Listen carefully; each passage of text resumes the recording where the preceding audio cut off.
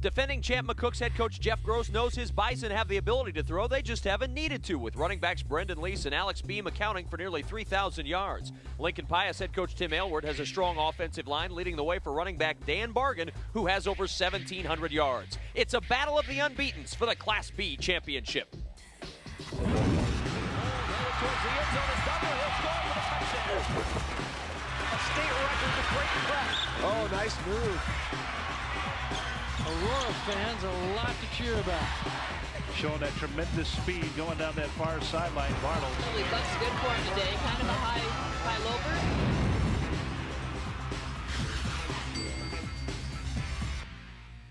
loper. NETV Sports.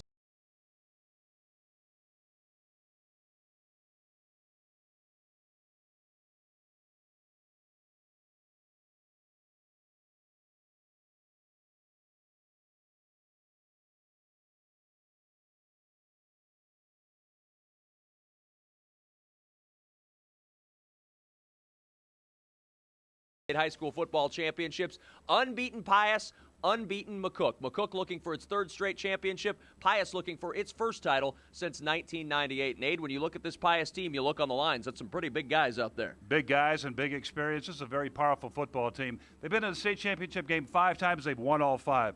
Last time they were 12-0 was in 1995. That was the first year that Tim won his first championship. So maybe there's an omen, some precedent right there. They got to do it tonight with defense. This McCook Veer is very, very tough. The guys up front, we're talking about Austin Stanley, Clint Kuchera, and Nate Wissink are the defensive linemen who really have to get the job done up front against this Veer if they're going to win state title number 6. Also with us tonight is Scott Frost. And Scott, when you look at McCook, you look at a team that knows how to win. Definitely. They've got an impressive 38-game winning streak going. If they're going to make it 39 tonight, it's going to be offensively behind an impressive backfield trio of Alex Beam, Anthony Purvis, and Brendan Lease. Those guys together in their triple option offense have accounted for over 3,600 yards on the ground. But the key tonight might be McCook's speedy defense. If the speed of McCook can overcome the size of Pius, then they could well be on their way to becoming the first Class B team ever to win 3 straight titles. Should be a fascinating matchup tonight. Covering it down on the field is Larry Putney. Well, thanks, Kevin. You know, McCook goes after its 39th consecutive win tonight, including its 3rd straight state championship. In fact, there have only been 2 teams in the history of Class B to win back-to-back state titles. Of course, McCook the last 2 years. The other, Lincoln Pius the 10th back in 97 and 98. Ironic that McCook tries to make it 3 in a row against the only other team in the state to win 2 straight. Well, it's just going to be a fantastic matchup. You've got speed. And it's interesting. You talk with Tim Aylward and you say, well, boy, that McCook speed. And he says, yeah, I know there's a lot of people talking about it being size versus speed. We think we've got some speed, too. He doesn't necessarily concede the speed advantage as much to McCook as other people would like to. Well, I tell you what, McCook always, they're well conditioned. They're not as big as they normally are, Kevin, but they do have excellent team speed. But you better not sell Lincoln Pius short in the speed category because they have people that can really, really run well. So let's go to our public address announcer, Dave Kame, for player introductions. On behalf of the Nebraska School Activities Association, its member schools, and U.S. Bank, welcome to the 2004 NSAA State High School Football Championship Finals. And now, ladies and gentlemen, let's meet the players competing in the Class B State Football Championship Finals. First, for the visiting team, the Bison of McCook High School. Number 1, Zach Volkwartson. Number 2, Josh Cherry. Number 3, Jeff Klug. Number 5, Tony Purvis. Number 6, Derek Rupert. Number 10, Drew Wilson. Number 12, Rico Quezada. Number 19, Paul Kenny. Number 23, David McCorkle. Number 31, Brian Winder. Number 32, Alex Beam. Number 33, Jared Mullenkamp. Number 42, Mark Rogers. Number 44, Brendan Lease. Number 50, Paul Farrell. Number 52, Derek Sailors. Number 55, Tony Aguilar. Number 56, Ryan Salfeld. Number 62, Carl Shattuck. Number 63, Jeff Leister. Number 64, Jace Doolin. Number 87, Jeremy Young. Coach, Mr. Jeff Gross. Now bring on the rest of the Bison. McCook at 12-0 on the year. They have dominated on the ground. And Scott, it's going to be a real test for Pius to keep an eye on Brendan Lease and Alex Beam, as you mentioned a few moments ago. Those two guys each over 1,000 yards rushing this year, and they're going to carry the ball a lot tonight. Well, it's rare you see two guys in the same backfield with over 1,000 yards, but they do a good job with this offense of taking advantage of the reads they get, running the triple option, and getting the ball to whoever has an opportunity to make the yards. It's going to be a challenge for Pius to stop those guys. Well, that's a speed team. The Bison have always had good speed guys. Jeff Gross telling us before the game tonight that this is the speediest team and that Brendan Lease maybe is the best athlete that he has ever coached. There have been a lot of good athletes to play for the McCook Bison. Lease will go 4-5 in the 40 in state track meet competition. He has won 8 medals, so he really can run, no doubt about that.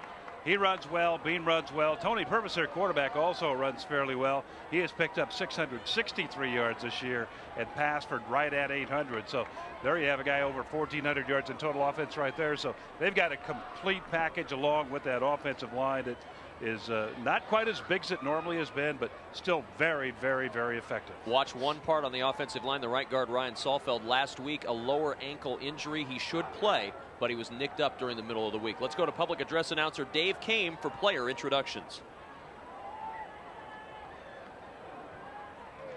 Now for the home team, the Thunderbolts of Lincoln Pius X High School.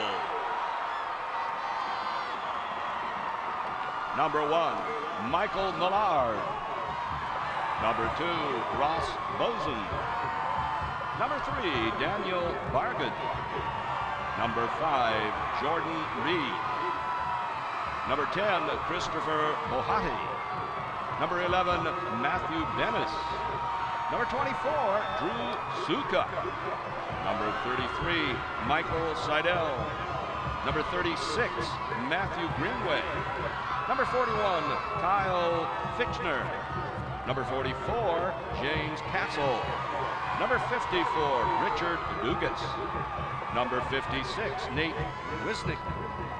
Number 58, Clinton Kuchera. Number 61, Cody Reinert. Number 68, Brett Belden. Number 69, Grant Schmeisel. Number 72, Jason Dorr. Number 76, Corey Aichia. Number 79, Austin Stanley. Number 85, Andrew Cole. Number 87, Daniel Thielen. The head coach, Mr. Tim Howard. Now, bring on the rest of the Thunderbolts. Pius X with Tim Aylward in his 20th season at the helm at Lincoln Pius, 144 and 59 overall at Pius. And Pius has been a real good playoff team too, 23 and 11 in the playoffs. Larry Putney has been making the rounds all week long into the locker rooms, and tonight he got to both of them. Larry, what'd you find? Well, it's starting McCook's locker room. Jeff Gross using a little psychology with his players, saying, guys, you know, the only thing I heard from Pius before the game was how bad Creep must have played against us for us to beat him that bad. So he's obviously using it a little bit to get his players going. Pius locker room, very straightforward. The guys got together, and Scott, I'm sure you heard this prayer once or twice. Day by day, they got going, and then they said, after today, 38-1 is the number everybody will remember. Evoking some memories from the Huskers in days past. We definitely had that prayer going. It was a neat tradition for Nebraska that kind of got out on one of those tapes, but it gets you fired up, I can tell you that. So expect McCook to be come out with a little enthusiasm here.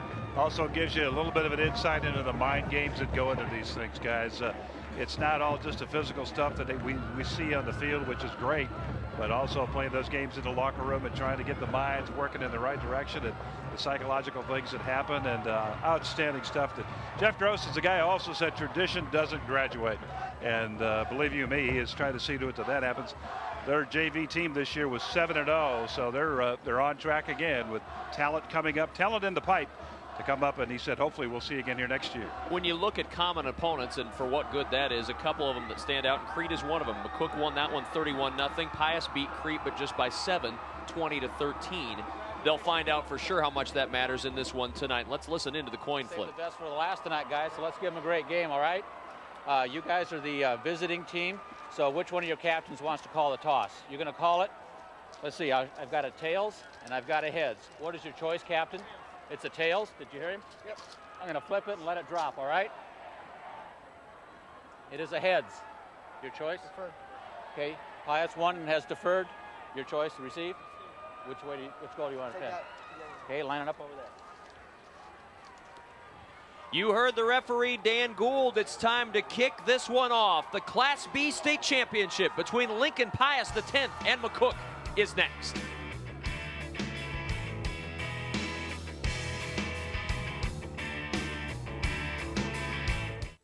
Programming is provided in part by Education Quest Foundation. For over 15 years, Education Quest has offered free college planning services. These services include scholarship searches, student loan information, college selection, and help with completing financial aid application. Education Quest is located in Kearney, Lincoln, and Omaha. Appointments are available at 800-666-3721.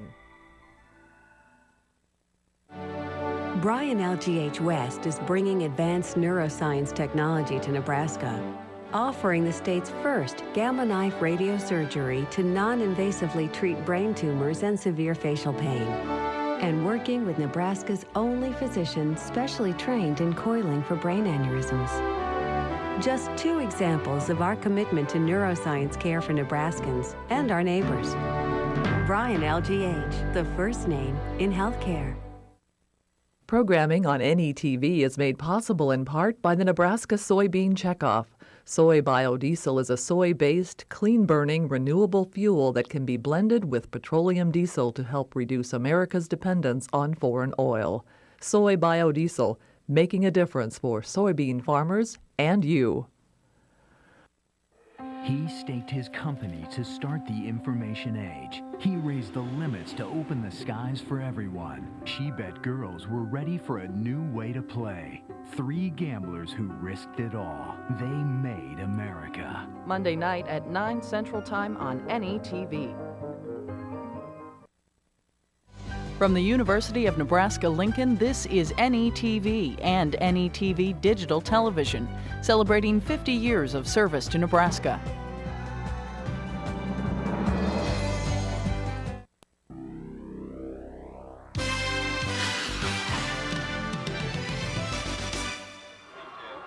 The 2004 Nebraska State High School Football Championships are being carried live over the internet, so if you have friends or family who don't have access to NETV, have them log on to mynptv.org. Click sports and follow the prompts to State High School football. NETV is Nebraska's home for sports. Here's how these 2 teams got here, but first where they came from. Lincoln Pius X had to drive all the way from East Lincoln to get here. McCook, of course, from southwest Nebraska to make it here to this state championship game, but McCook knows the way here. Lincoln Pius does as well. They win over Scott 28-0 in a 40-14 blowout of Waverly. McCook 57-0 over Ogallala, and then a win over Holdridge 17-14. Holdridge, a great football team this year, and McCook beat him twice to get here. Take a look at the weather. It is a breezy night. I will not say a gentle breeze. I was mocked for that earlier today. 38 degrees, fair skies, north wind at 9 miles per hour. 76% humidity. You got to be careful when Scott Frost is up in the booth. He'll just hang on to that stuff, and he'll remind you 3 hours later when there's a gale force wind that you said gentle breeze. It's just quarterbacks notice things like that, Kevin. You call it a gentle breeze, and you go down and try to throw against it. Wind is for linebackers, Kevin. Wind is for linebackers. Here's your officials. Dan Gould, the referee. Art Phillips, the umpire. Trip Sutter, the linesman. Mark Plegman, the line judge. And John Jankowski, the back judge, as assigned by the NSAA. Ready to kick it off. Pius with a real good kicker, Greg Zerline. He's ready to boot this one away, and we watched him in warmups, and wouldn't surprise me to see this one go real deep. Kicked 52 in the warmups. This is a young man you'll see on the collegiate level here in a couple of years. Terrific leg. Brendan Lease back deep for the McCook Bison, and the Class B title game is underway. And Zerline with a boot, a yard deep, and a touchback. So the Bison will have it at the 20-yard line, first down and 10. And let's look at the Bison offense, 12-0 on the year. Tony Purvis, Alex Beam, Brendan Lease, Derek Rupert, Jeremy Young, and Zach Volkortson. The backs and receivers on the line, Tony Aguilar, Jeff Leister, Carl Shattuck, Ryan Salfeld, and Jace Doolin. Jeff Lister, rather. I'll make sure I get that correct. Jeff Lister at left guard. First down and 10 from the 20-yard line. The McCook Bison with the football first. Pius won the toss and elected to defer. On first down, toss play to Lease. Trying to use that speed to get to the outside, and he'll pick up a couple as he gets to the corner. And now let's take a look at the defense for the Thunderbolts of Lincoln Pius X. Along that defensive line, Daniel Thielen, Nate Wissink, Clinton Kuchera, Austin Stanley, and Ross Bison. The defensive end, Kyle Fitchner, James Castle, Michael Seidel, Michael Millard, Matthew Bennis, and Matthew Greenway. Second down, 7 from the 23-yard line for McCook, just underway in this Class B championship. On the option play, fullback gets the carry, and that's Alex Beam to the 25-yard line. A 2-yard pickup. 3rd and 5 now for McCook. Great job by Daniel Thielen that time, the defensive end, Kevin. 87. Stepped right in there, made initial hit, and the slow contact creates a 3rd and 5. Now it's been billed as the speed of McCook versus the size of Pius, and we'll see how that plays out throughout the night. 3rd down and 5 from the 25. And flags fly. This play will stop, and we'll have our first penalty of the night. Dan Gould, our referee. And it'll be 3rd and 10 now for McCook. Pius running an odd front up there. 5 men in the line, 3 backers, 3 people in the secondary. If McCook ever decides to throw, they better throw away from Matt Greenway. He has 12 interceptions on the year. 4 of those came against Scott in the playoffs. By far the highest number of anyone Incredible. Yeah. in these state finals at any class. 3rd down and 10 from the 20. Play fake, Purvis on the keep, and Purvis stopped well short of the first down at the 23, just a gain of 3, and 3 downs and out for this McCook offense on the first series of the ball game. Well, that's a great series for Pius's defense. You want to come out and try to stop McCook's option attack and some of the counter plays right away. If they can get the momentum rolling here, they're going to go a long way toward winning this one. Very quick on defense, Pius. Remember we talked about speed and quickness in the open just a minute ago. Pius showing some of that, a lot of that in this series here, the opening series. 4th down and 7, time to punt for McCook, and we've got a whistle and a flag once again. We had a McCook end jump there. Busy with the flags early on here. And it'll go against McCook. So Jeff Gross not happy early with what he has seen from his squad. Back him up to the 18, and that'll give Pius at least a shot at pretty good field position. Matt Greenway and Michael Millard back deep for Lincoln Pius.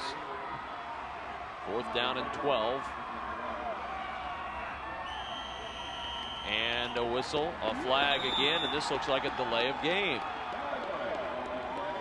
Somebody better get the old adrenaline moving down there. This is not the way that Jeff Gross and his staff wanted to start this ball game out. Another procedure. Start. Yeah. Well, you come out as a punter, and the last thing you want to do is punt out of your own end zone.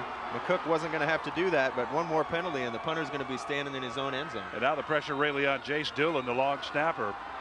He needs to get a good snap there as the punter is right at the goal line, as you mentioned, Scott. Good snap. Winder ready to punt it away. Got a good snap. High kick hanging in the wind. Millard takes it and is dropped immediately. Terrific coverage downfield for McCook by Drew Wilson. That's great coverage.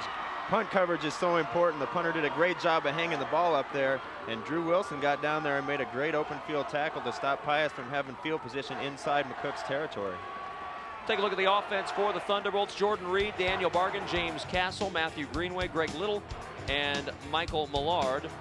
The offensive line, Austin Stanley, Cody Reinert, Richard Dugas, Brett Belden, and Corey Haichia for Pius. First down and 10. Bargan, the tailback, gets the carry. Straight ahead run for Bargan into the secondary, and Bargan's got a first down near the 42-yard line of McCook. Big gain for Bargan on his first carry. The defense for the Bison: Jeremy Young, Jace Doolin, Tony Aguilar, and Carl Shattuck.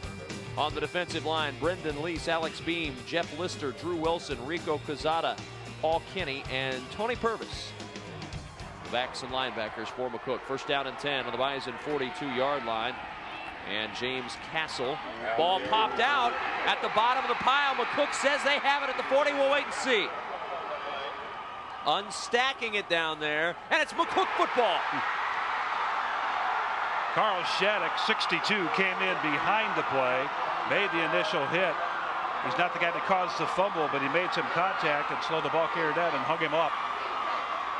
It looked like Tony Aguilar was the guy that came up with the ball. A two-way player from McCook came up with a big fumble recovery there to give McCook. Take a look here. There's 62 right there as we talked about Carl Shattuck.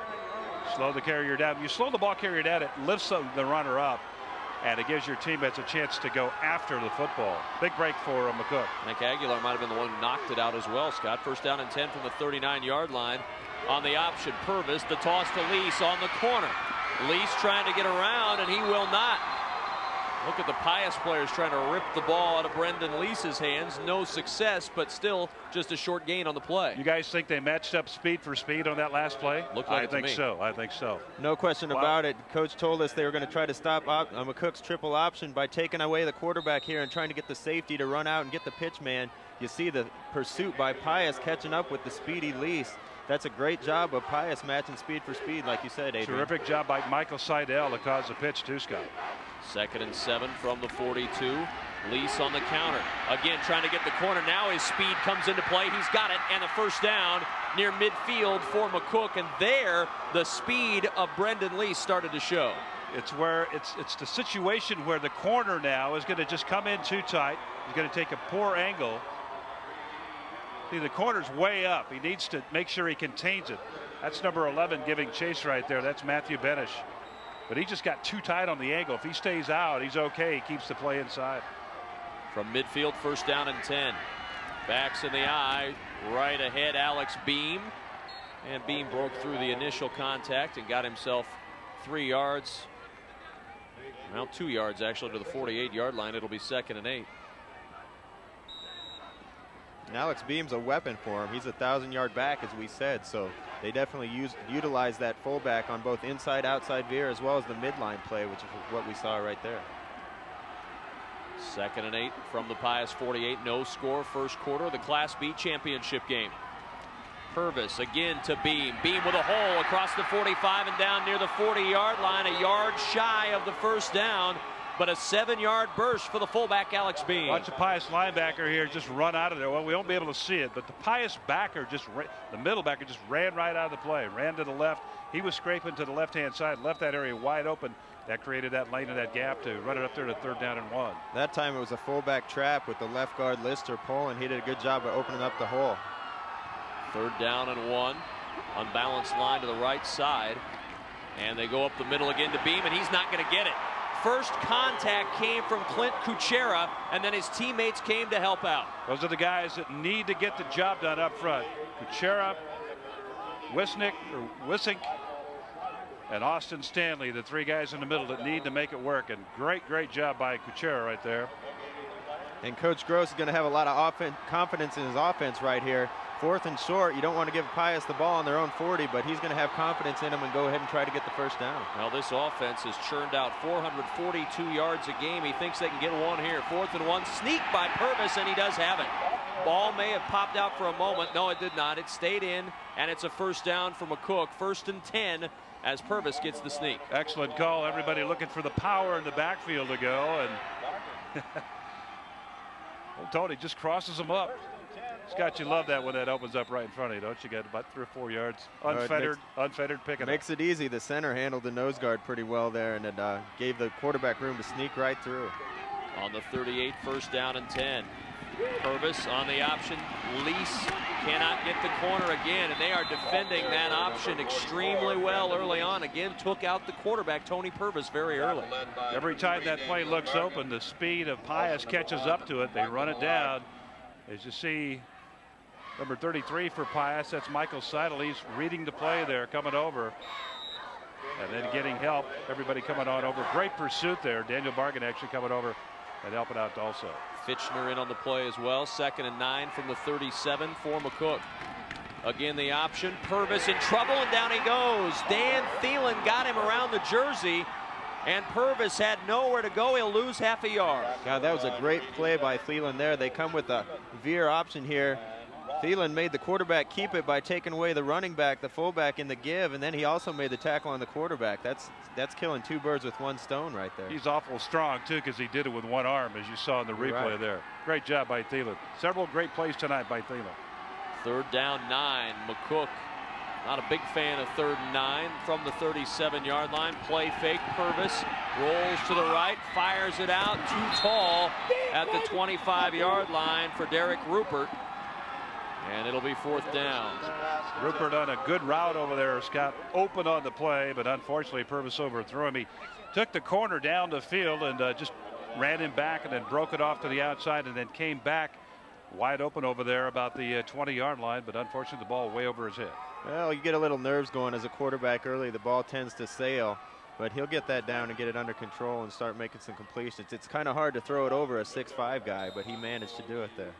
Ryan Winder will now try to punt and pin Pius deep. Man on the 10. Man. Good snap again. Winder trying to roll that one down there. Bounces at the 15. He'll get it inside the 10. Very nice punt from Winder. And look at this roll. Down to the 2-yard line. And that's where Pius will take over 1st down and 10. The 2004 Nebraska State High School Football Championships on NETV Sports are made possible in part by the financial contributors to Nebraskans for Public Television. You too can help support your statewide network and become a member of NPTV by calling toll-free 800-634-6788. You can also join NPTV over the internet. Log on to our network website at mynptv.org, click membership, and follow the prompts. If you're enjoying our high school football championship coverage, support NETV today. Good news and bad news on that last series. Here's the play, though. Straight ahead for Bargan, and a good second surge for Bargan. He gets to the 6-yard line, and that gets him a little breathing room. 4-yard gain. Good news is, Kevin, the Pius defense held very nicely. The bad news is the punt goes down at the 2. But they got the football. They kept points off the board. They got the football back and actually made a nice 1st down play right there. Close to a 5-yard gain. The ball just shy of the 7-yard line. Toss play, Bargan. Burst of speed as he got the ball, but that speed of McCook pursuing Bargan very quickly and able to shut that down. That looked like it was going to go somewhere, and all of a sudden there was McCook. I tell you, Brendan Lease, the play he just made was absolutely incredible. He was coming from the edge. He got blocked. He got spun around, and he had enough wits about him to make the tackle and knock the ball carrier down. That's just a major league play by Brendan Lease. 3rd down 4 from the 8. Castle and Bargan behind Reed.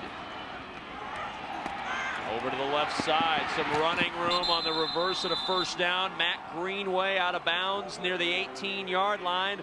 Good misdirection on the call from Tim Aylward, and Pius had everybody fooled and gets the 1st down. This is a great play call on 3rd down, and the thing I like about this is Pius has already run a power play and 2 isolation plays. They fake the isolation play there, and the wingback gets the 1st down around the end. And one thing that a lot of coaches don't remember is you have to set things up with other things. They set up that play right there with a couple ISOs early. And a great block out on the edge by Brett Belden. Doesn't work for the extra yardage in the 1st down if he doesn't get out there and make it. Upended at the 21. Daniel Bargan, a pickup of 3 on 1st down. And a very, very good start here digging out of the hole. And earlier today we talked about Daniel Bargan with the head coach, Tim Aylward. Dan's had a really nice season. He's got over 1,700 yards rushing, and he's just really been kind of a spark plug for our whole offense, and just team leadership and everything. I think he's one of these guys, kind of a go-to guy that everybody looks to, and he's really risen to the occasion when we've needed him to, and just really been a nice player for us, and it's great to have him on our team. Well, anytime you can have a guy who rushes for 1,735 yards and 26 TDs in one season, you're probably pretty happy to have him on your team. Absolutely. Our good friend up at Wahoo Bishop Newman, Tim Turman, saw him play against Scott, and he told Matt Turman, the head coach at Scott, he said he's the best back he's seen in years. Tim Turman, the head coach at Newman, a couple of state championships in his belt. 3rd down 7 from the 21. Toss to Bargan. Bounces it to the outside, but he's not going to outrun the McCook defense. Tripped up by Alex Beam, 2 yards shy of a Pius first down. That's key open field tackle by Beam there, keeping him 2 yards from the first down. But watch the play by Drew Wilson, number 10, right there. He takes the block on, slows him down, and then Beam finishes it off. Drew Wilson, we talk about hammer and dog. He had the hammer and tongs right there. Great, tough play. Time to punt it away now for Pius. Millard booms that one off, and a pretty good punt. Bounces and takes a Pius roll, and pretty good decision there by Paul Kenny. Thought about trying to make the heroic scoop with defenders all around, and then thought the better of it and let it roll. Well, oftentimes that backfires on you. I think it's pretty obvious right there that Pius is respecting McCook's speed on that return and kicking toward the sideline, and well executed by the punter. So McCook will go back to work offensively. McCook 32 yards, Pius 38 yards total offense, all on the ground. Only one pass attempted tonight, that by Tony Purvis, and it was incomplete. 2:13 remaining in the first quarter. No score in this Class B championship game. An option on first down. Lease. And a great job defensively by Kyle Fitchner. Talk about fighting off a block and making an open field tackle. You're not going to see it any better than this. Absolutely, Kevin. This is absolutely tremendous. We are seeing outstanding play on both sides of the ball tonight. Watch it here. Fichtner's up there. He just blows the blocker right away and makes the hit. My word. That time it was a lead option, and you're right. The fullback's supposed to come out there and block the force, and he came up and took the fullback on and made the tackle. That's a tremendous play. 2nd and 13, a loss of 3, back to the 25-yard line. Option the other way. Lease has a bad pitch, bounces right up into his hands. He's in trouble, and down he goes. The McCook offense is struggling right now, and that Pius defense, they may be big, but they are also very fast. So quick. 3 Pius defenders converge on the quarterback right as he pitches it. Watch this here. You got one guy coming on the back end, 2 more right there, and that ball just sails up because he's going down on the play. I didn't get the numbers of the Pius players that made that play, but wow, terrific, tough effort we're seeing again. 3rd down, 21, back at their own 17. Purvis airing it out down the sideline, and he aired it out way too far. Intended for Derek Rupert, but it's 4th down and a great series for the Pius defense. Well, he tried to put it out there for the receiver, but that's a pretty tough throw into this gentle Nebraska wind that we've been talking about. The wind definitely had a factor on that. I felt that one right there. Ow, ow. My biggest surprise is we've seen McCook throw it twice already. Not too successfully yet. I didn't expect to see him throw it at all, quite frankly, but they have. You don't have a lot of play choices on 3rd and 20, though. Nearly blocked, but a great punt. High kick by Winder. Fair catch called for and made at the 46-yard line by Michael Millard. He had traffic all around him as Jeff Klug came flying by. He couldn't take his eyes off it, and he didn't. McCook's head coach Jeff Gross talked about his very strong Bison defense. Everybody goes back to the 2002 season and says that was the best defense we've seen. Well, I don't know if this version might be a little bit better. We've played fabulous ball in 8 shutouts. It should be 9. One of those was a blocked punt for a touchdown. Otherwise, we shut out Hastings on top of that. So, you know, just a tremendous group. They pursued the ball like no other. Yeah, we're undersized, but speed makes up for it. We have speed at every single position. D tackles, free safety, everywhere. They just pursue and fly to the ball. We have kids that just play with a relentless attitude, and our scheme is simple. We run a 4-4. Everybody's got a gap. Take care of your gap and fly to the football and trust your teammates. And I think, you know, if you go back to statistically the last 5 years, I think our average is about 155 yards a game. Well, that's going to allow you to win a lot of football games, and that's what we've done. Ross Bison is in now at quarterback. Pius alternates every 2 series with Jordan Reed and Ross Bison, and there's a good look at the 6'3", 185-pound senior Ross Bison, who is now in at quarterback, 2nd and 8. Final play here of the quarter if they get it off, and they do. And Bargan will go right up the middle, and he'll be popped right at the 49-yard line. Boy, there is some hard hitting out there. Jeff Lister and Mason Pohl combining on the stop for McCook, and that is the end of the first quarter of play. A great first quarter so far, living up to expectations. Scoreless at the end of 1.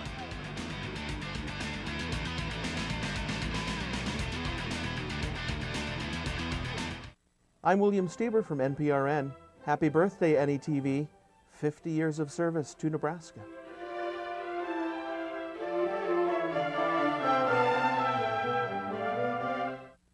Next time on Nova, a treasure unearthed. Bronze artifacts. Why were they buried? A warrior hero's epic struggle. This was the place to go to in case of a refuge. The lingering mystery is, what else is in the cave? Now, a daring expedition uncovers dark secrets hidden for thousands of years. Will their discoveries rewrite history? This is the smoking gun.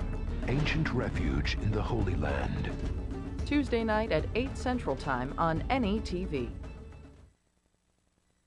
Celebrating 50 years of service to Nebraska, this is NETV and NETV Digital Television, a service of Nebraska Educational Telecommunications.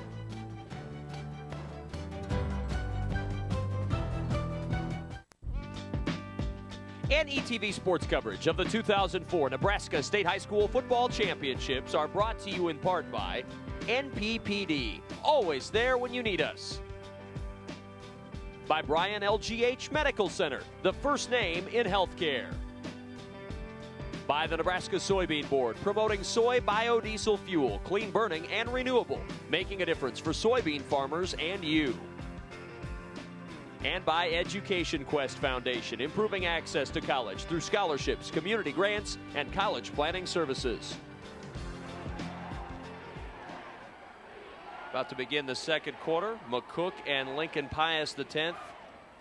Scoreless as we begin the second quarter. If you're enjoying tonight's coverage or any of our coverage this weekend of Nebraska State High School Football Championships, we'd certainly like to hear from you. Just take a note, take a little time if you would. Drop us a line at NETV Sports, P.O. Box 83111, Lincoln, Nebraska 68501, or you can email us, netvsports@unl.edu. We'd love to hear your feedback. Good, especially. Bad, we'll take that too. But we'd love to hear from you. So if you have a moment, drop us a line and tell us what you think. 3rd down and 6 from the 49-yard line. Ross Bison barking out the signals for Pius. Bison on the roll. Fires it out, incomplete. Intended for Michael Millard at the 40-yard line. Coverage there from Drew Wilson. Oh, Bison paid a price too on the delivery. Hit hard down there by Jace Doolin. 64 going to come in. He gets free. They're right up through the to the left side there, and under pressure, Bison delivers. Scott, we were watching Bison in the pregame. He's throwing the ball very, very well. You can see it there. He throws a tight spiral. He throws a nice ball. Just led him a little bit too far, and probably had to do with the pressure in his face. Millard's punt goes out of bounds. Not the best punt that Millard has had this year, and it'll be marked out at the 29-yard line where McCook will start. Well, coming up Tuesday, November 30th, it's Big Red wrap-up, all the insight into the Nebraska-Colorado game. Now Nebraska is not going to go to the Big 12 championship with Iowa State's win and Kansas's win today. That's been determined, but they can still go bowling. And on Tuesday, November 30th, we'll be able to talk about that as well. Adrian Fiala will be there, and special guest Scott Frost. We've officially committed him. 1st down and 10 from the 29-yard line as McCook goes back to work with Alex Beam. So Scott Frost is now on the docket for the November 30th Big Red wrap-up show, and we'll look forward to that and getting your insights on the Huskers that night. Can't wait. You said I've been committed. After working with you tonight, I might have to be committed. Boy, that's just cold. I mean, that's just, it's I think not untrue, but it's cold. If you guys don't mind, I'm going to leave. Took Davison and I 2 days to get to that level of animosity, and you and I have done it in 1 game plus. 2nd and 10 from the 29. Purvis trying to get something going on the ground, and he'll find a little running room over the left side, but I've been impressed, guys, with how Pius has really bottled up this McCook offense so far. Well, we heard from Tim Elward who said our speed is going to match up, and they certainly have done that thus far, creating another long third down situation here. 3rd and 6 for the Bison as they break the huddle. Backs in the eye behind Purvis.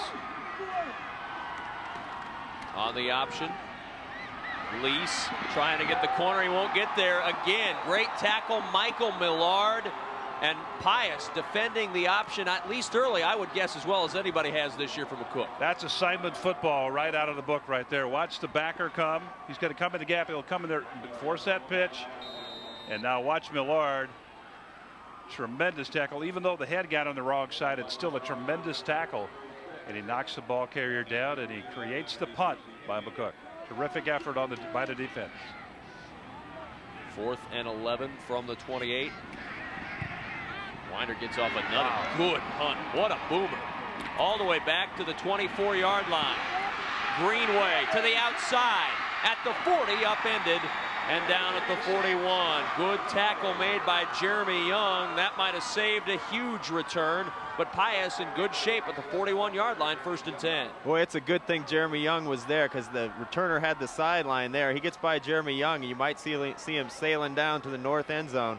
That was a great setup of a return by Pius. Just came one man short of breaking it. If you'd like to get a VHS copy or DVD of tonight's game or any of our state championship games, log on to mynptv.org or call 1-800-228-4630. NETV, Nebraska's home for sports. Bargain on the right side and a pickup of 4 yards to the 45-yard line. 2nd and 6 for Pius. Both teams just keeping it on the ground, trying to find a little bit of a crease, a little bit of a weakness in the other's defense, and so far that's been hard to find. Well, it's been like trench warfare so far. One guy side settling in and the other side settling in. Pius has done a good job of matching McCook's speed in the option game. We got to see if Pius's size ends up wearing McCook down. Straight ahead, James Castle, the fullback, rumbling forward to the 48-yard line. 3-yard gain. They need 3 for the first. This will create about a 3rd and 3, 3rd and 4 situation for Pius as we see it again. Excellent blocking on the left side there. Left side of that Pius line, Reinert, Stanley, Richard Dugas at the center, just sealing it off so you create that lane to the left, and Bargan takes it up. 3rd down 3 from the 48. Bargan. What a hit at midfield, but he flips forward and has the first down. It was Mason Pohl that got underneath him, and as Bargan flipped forward, he flipped out to the 48-yard line of McCook. Well, this is why you wear knee pads right here. A great run by Bargan, boy, he gets sawed off right at the knees. A good hit by Pohl. Good thing for Bargan, though. He kept his weight going forward and got the first down. And Brett Belden, the right guard, he pulls around the center, comes up in the hole and destroys on the trap block, just destroys the defender right there. That let Bargan go, and that let him pick up the first down. Terrific block.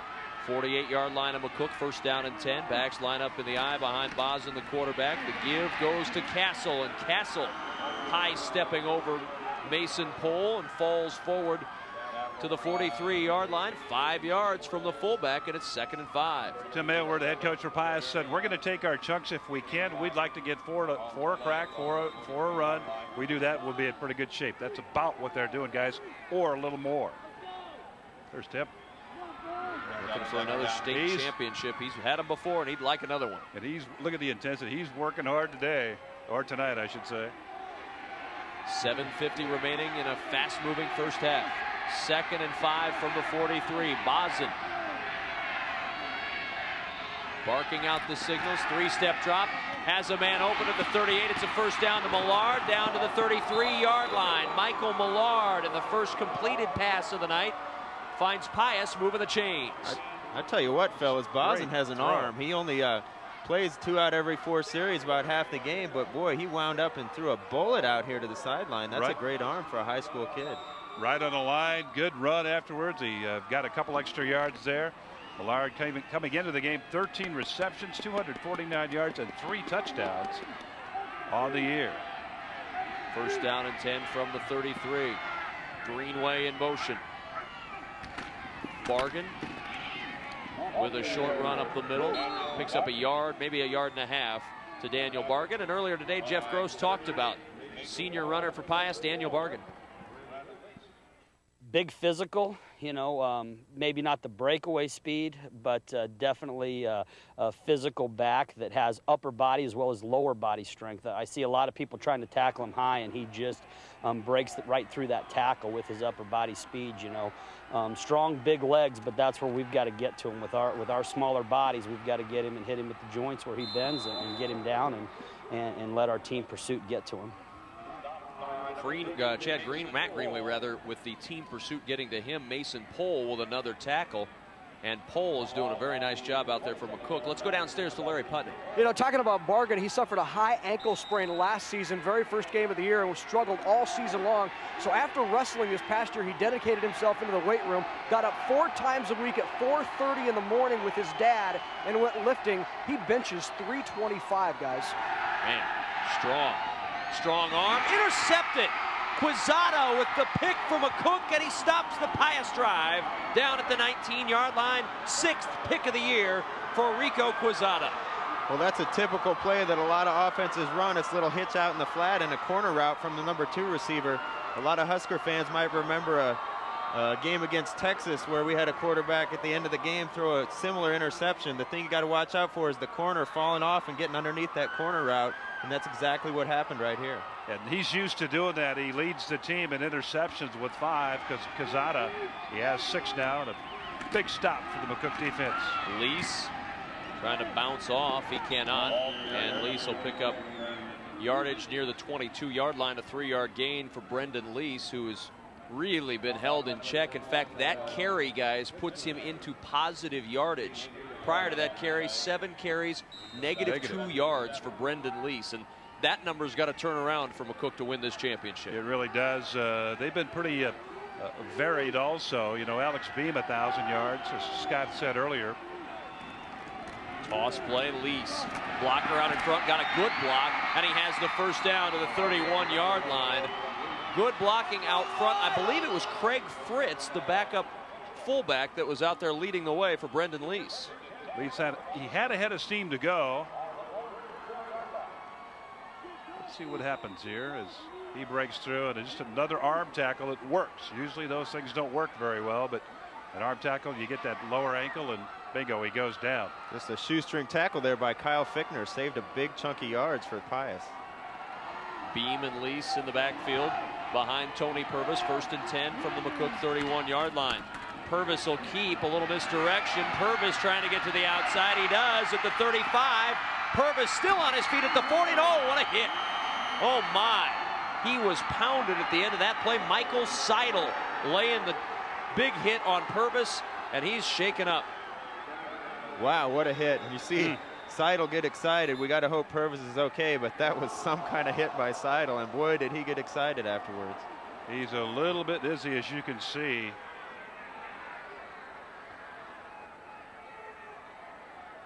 Good play action right there, good faking, and Fickner had a chance right there to make a tackle and keep the gain under control. Didn't happen, but now watch this. Holy moly. There were 2 Pius defenders that came in on him. Well, he tried to fight for some extra yards, and he got hit by half the team, Adrian. You better go get some smelling salts out after that. Something to get him back, both feet on the ground and even up. Boy. Let's hope that it's just perhaps the wind knocked out of him as they tend to Tony Purvis down on the sidelines. Purvis has been such a key part of their offense, 663 yards rushing. He's all right. I'm not sure he's aware of where he is at the moment, but he is okay. I'm going to take him over and check him out. Fortunately, let's go downstairs to Larry Putney. Larry? Well, he clearly has that glossy-eyed look. He got up and just kind of looked around as if to say, okay, what's everybody doing around me here? Very glossed over. Watch the snap here. Anytime you got a new quarterback coming to the game, the center quarterback exchange is important. Joel Arterburn is the new quarterback, and he hands off a safe play to Alex Beam and gets the first down. Arterburn, a 6', 155-pound junior, comes in now to take over for Tony Purvis. Don't show any passing stats with Arterburn. Not surprised with that. He has run the ball 8 times, 169 yards, good average there.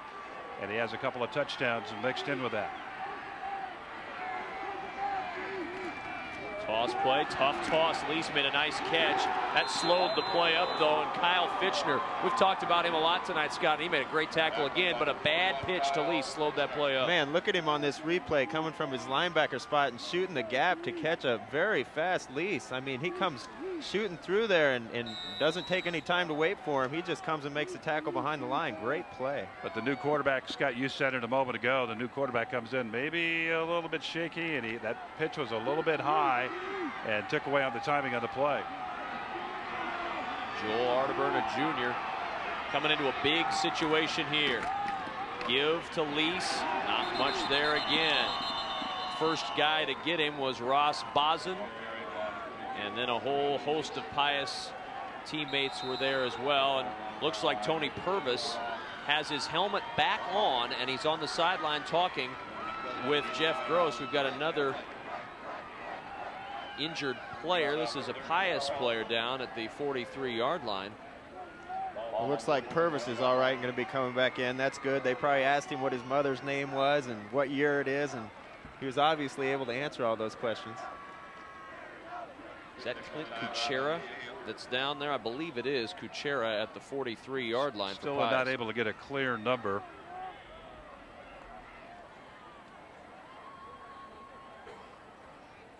Let's go downstairs. Larry Putney, or Dr. Putney, I should say, has an update. Well, as you noticed, Kevin, he went right to the coach. He was not cleared to go back in yet. In fact, the trainer, after taking a look at him, said, all right, get up, put your helmet on. I want you to run up and down the sideline a little bit. He put his helmet on and went straight to the coach, started to go in, and the trainer jumped up and said, wait. I said you need to run up and down the sideline a little bit first. So he's done that. Now he's cleared and he's going back in the game. And it is Clint Kuchera, the senior nose tackle, who is being helped off on the other side. So we'll dispatch Dr. Putney to the other side of the field, and I'm sure get a report on Clint Kuchera in just a moment. Purvis is back in at quarterback, Tony Purvis the junior, and he comes in a difficult situation. 3rd down and 12. Purvis, a 3-step drop. Now he's just going to tuck and run, and Purvis down to the 43-yard line. A gain of 2, not enough for the first, and it's 4th and 10. McCook in a little bit of a spread there. 3 receivers to this near side here, and Pius had it defended just exquisitely. Just 3 people out there, and tough coverage, tight coverage. Nowhere for Purvis to go with the football, so he's got to tuck it and try to make it 4th down. Scoreless first half to this point. 2:48 to play in the half, and another punt coming for McCook and for Brian Winder. And another good punt. Boy, he's got a leg. Inside the 10-yard line, taken by Greenway, and he is stuffed right there. Matt Greenway grabbed the punt at the 9. He's down at the 10. We've seen great punts and great punt coverage tonight from the McCook Bison. Well, there must be something in the air at Memorial Stadium. The punters that punt here seem to be pretty successful at what they do. We've seen some good punting this weekend, and also Nebraska's punters having a great year. One thing that's surprising me, though, is Winder, as I look at the numbers here, he's got a 35-yard average, but he has kicked the ball way beyond that tonight. Kevin, we'll take a look quickly when you have a moment at what his numbers are there. 5 punts, 41.4 yard average. Yeah. And we've got a whistle and a flag is down. Stop this one before it starts. Pius starting already deep in a hole. We'll wait and see what they discuss here, and it'll be a dead ball, false start against Pius, so put it back to the 5-yard line, and the Bolts really in a hole. Jeff Gross not broken up about that penalty at all as he looks on. He experienced that in the first quarter. His team was going backwards, much to his chagrin, as Pius now. Ball security very important right here. Coming up at halftime, we'll find out what's going on in the NSAA with the executive director, Dr. Jim Tenneper, and also the Believers and Achievers will honor some of the best tonight at halftime. Carry ahead, Bargan pinballs his way out to the 11-yard line, a gain of 6 on 1st down. And let's go downstairs. Larry Putney, I believe, has another medical update. Well, Kuchera has a strain of the knee ligament in his left leg, and also he twisted his ankle on the play. So they're going to tape up the ankle, then let him run up and down the sideline and see how that ligament reacts. But they think it's just a strain, so he's going to try to get back in. Kuchera's had a very solid night already. He's real important to that defensive line, Kevin, as we said in the open. He and Austin and Lasink. 2nd and 9. Straight ahead, nothing there. Loss of a yard back to the 10-yard line. What a surge from McCook. Brendan Lease leading the charge, and now a timeout taken by McCook. That is their first timeout used. It comes with 1:43 remaining in the half, and a good use of the timeout here. Absolutely. You want to try to just save the time. Pius looking perhaps at a solid punt situation here. They get the ball probably at midfield. They'll be going against the wind tonight. Started out right out of north at 10 miles an hour. You look at the flags right now, Scott. I don't know if it's going at 10 miles an hour, but well, there it is. Would you call it a gentle breeze right now, Scott? I think you can safely call this a gentle breeze. I think it's calmed down as the evening's worn on. I was just about 11 hours early when I called it that this morning.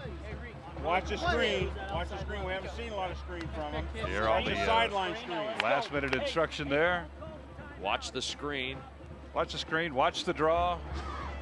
Don't give up 10 yards. Yeah, keep a pin. Screen and draw are both good calls on 3rd and long. So that's a great job by McCook's coaches of getting them aware for the defense. 1:43 remaining in the first half, and boy, we were looking forward to this game really all week. This looked like one of the real stars of the weekend, and it's certainly living up to that. Along with Adrian Fiala, Scott Frost, Larry Putney down on the sidelines, I'm Kevin Kugler. This has been fun, and it's still a lot of football to be played. No score. We're no closer to determining a champ than we were when we started. Jordan Reed back in at quarterback, runs the option, and nowhere to go. Nowhere for Bargan to run. Talk about stringing out the option. Drew Wilson was right there, and a timeout taken by McCook with 1:33 remaining in the half. Just can't play it any better than that, Scott. You really can't. It's when you have speed to match up with speed, that's the kind of thing that can happen right there. Oklahoma, all those years, you guys that ran it with all that great speed with you and Ahmad Green, if you got the kind of speed you can beat the defense with, you're going to be very successful. But man, this matches up speed for step here today. Well, we talked earlier in the day with Lincoln Pius, the 10th coach Tim Aylward, and asked him, is this really a speed versus size matchup? I'm sure that's the way a lot of people look at it, and I think that they've obviously got a lot of speed, and we've got we probably do have some size advantage up front, but I think we've got pretty good speed too, so it'll be interesting. God, I'd agree with him. I think they've got pretty good speed too. Man, I'm impressed with the speed on both sides of the field right now, and you got to take your hat off to the coaches that are coaching both defenses right now, because both teams have had really successful offenses. McCook has scored 482 points on the season, and both defenses are really shutting down the offense right now. And field position, both teams have had drives that have started in good field position. Defenses have held. Pius got deep into McCook's end, and an interception ended that drive. It's just been a real entertaining first half, and we've seen some great punting as well. Millard, 3 yards deep in the end zone, will punt it away for Pius. And he gets off a good punt. Taken at the 47, fumbled on the play. Ball is loose, and it's picked up by the Bolts. Pius's Corey Kalent recovers, and the Bolts are in McCook territory at the 47. A lot of times when you kick a nice tight spiral, that ball is going to fly a little bit further than you anticipate as a return man. And secondly, let's see if the nose goes over here. It goes right through the wicket right there, but sometimes that spiral turns the nose of the football down, and you just don't anticipate that as a return man, and it goes right through the arms, as it did right there. Big break. At the 47 of McCook, first down. Play fake, Jordan Reed to throw, airing it out deep. It's underthrown, the ball caught anyway at the 15-yard line by Michael Millard. A first down for Pius. Two great plays for Pius right there. Their best offense so far has been a punt that was fumbled, and now basically a jump ball that was thrown up. Michael Millard did a great job of going up and getting that, because the ball hung up in the wind, and it was really a free ball for the DB and for Millard to go get, and number 1 for Pius won that battle. I thought for sure an interception was coming there, but no, it didn't work. Reed to the air again, this time incomplete. Matthew Benish, the intended receiver, and Reed got popped at the end of that play. It'll be 2nd and 10.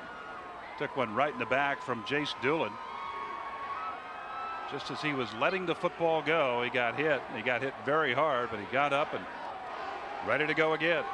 And sometimes being a smart coach will backfire on you. Coach Gross, very aware and keenly, called timeouts trying to get the ball back here before the end of the half. And now it's working against him and in Pius's favor. 2nd and 10 at the McCook 15-yard line. Castle to carry.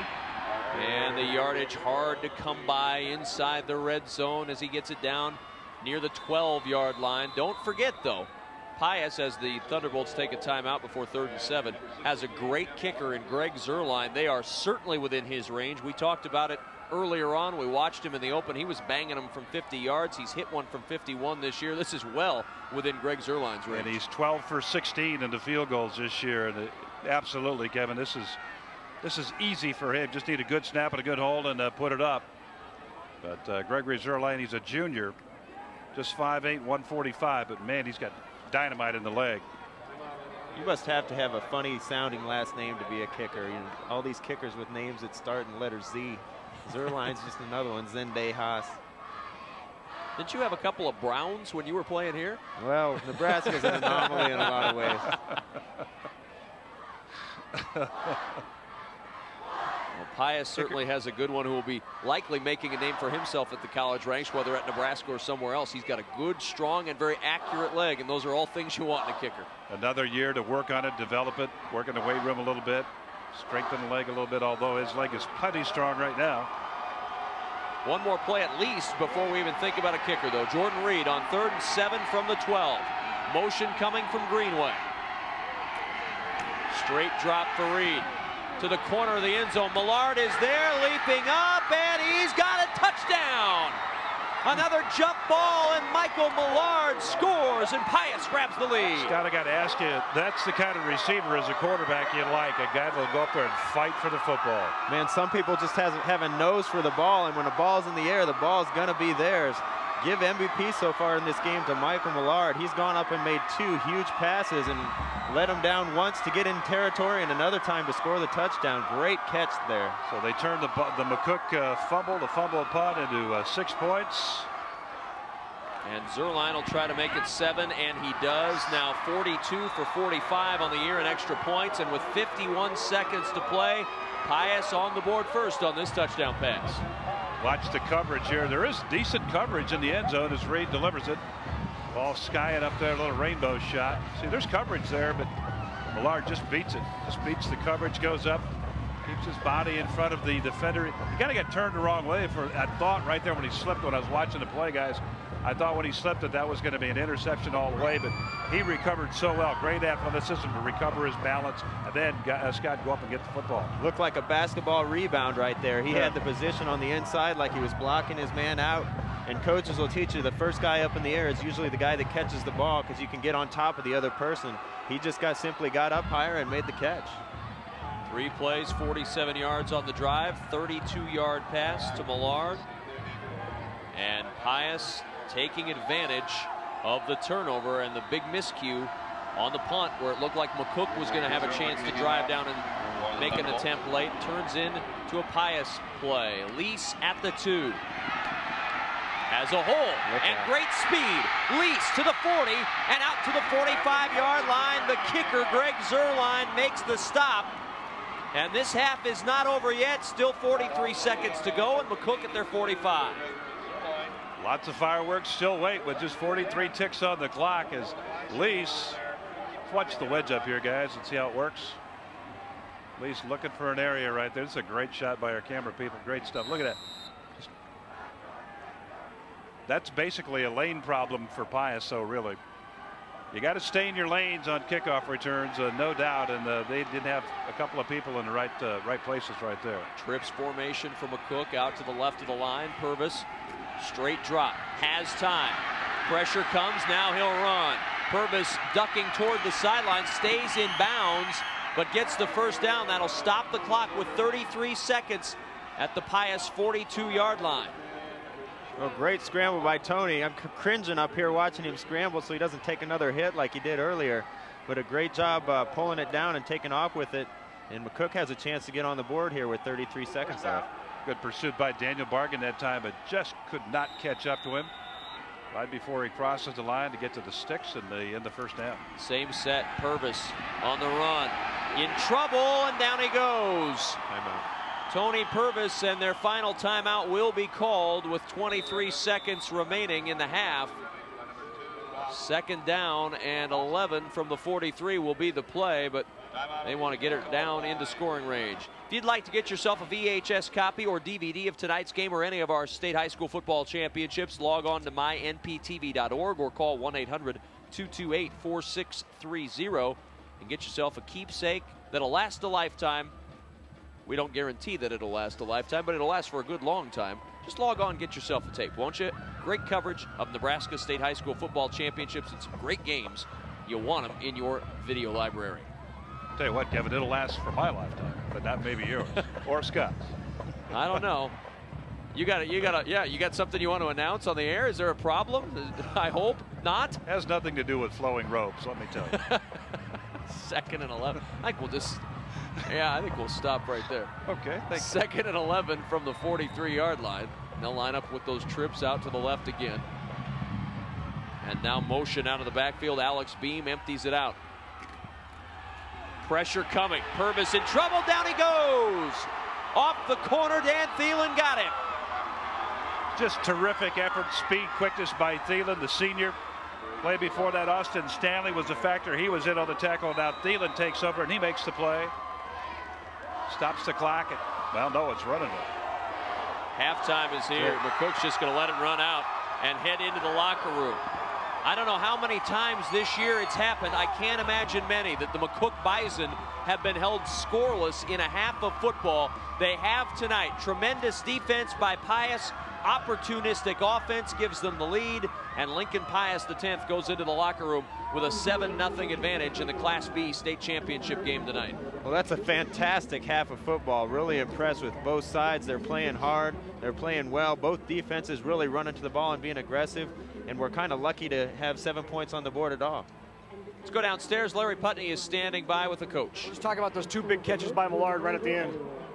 Well, you know, he came over and said he thought he could beat the guy to the corner on the fade, so we gave it a try. Basically just became a jump ball, and he out-jumped and did a nice job. Defensively, you are really shutting down their option. Well, you know, we hope we can keep playing like that. We need to get something going offensively here, too. All right, good luck, Coach. Thanks. Thank you. Well, the players speak, the coach listens. It results in 7 points. 7-0. Pius X leading McCook at halftime.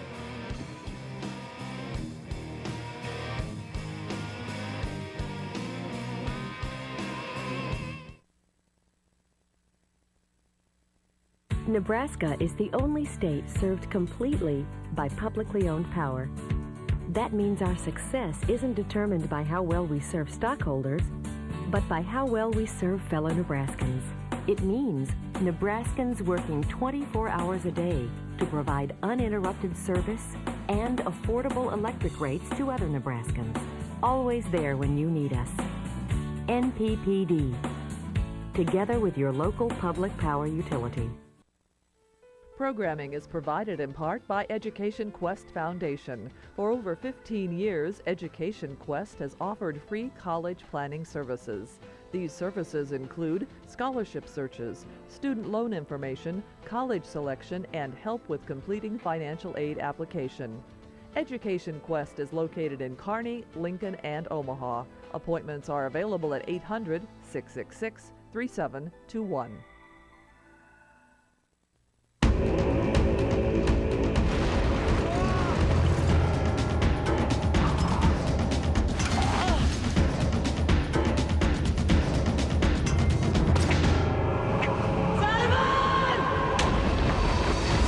At 9 Central Time on NETV. Arthur is coming to Nebraska, and he's 50 feet tall. That's right, Arthur will be in the Star City Parade in Lincoln Saturday morning, December 4th. This giant helium Arthur balloon will be in downtown Lincoln to kick off the holiday season. Come see Arthur high in the sky and help NETV celebrate 50 more years of service to Nebraska. From the University of Nebraska-Lincoln, this is NETV and NETV Digital Television, celebrating 50 years of service to Nebraska.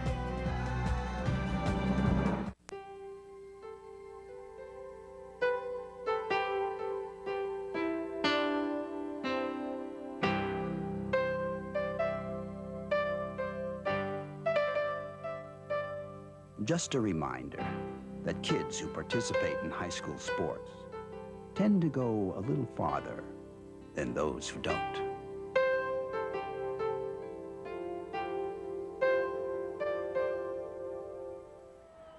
It is halftime. We are at halftime of the Class B State High School Football Championship. Lincoln Pius X leads McCook 7-0 here at the break. Back at Memorial Stadium in Lincoln, I'm Kevin Kugler, joined by a very special guest, a good friend of ours here, Dr. Jim Teneper of the NSAA, the executive director, the man in charge of the NSAA, joining us here at halftime. Congratulations once again, Jim, on a wonderful fall sports season and a great football championship weekend. It's been a lot of fun.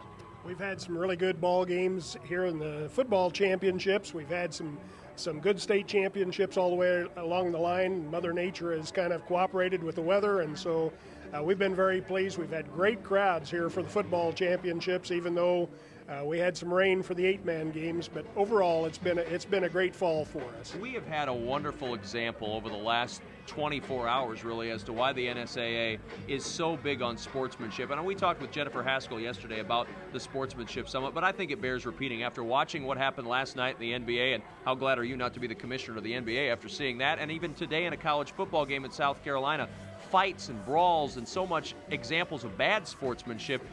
It's great to see the NSAA really emphasizing sportsmanship as you have the last several years. The last 3 years, we've really put an emphasis on sportsmanship, and we've tried to take a look at issues with regard to the behavior of student athletes, the behavior of coaches, and for the most part, I think we have made some inroads as far as getting people to behave like sportsmen and being able to see it as educational athletics.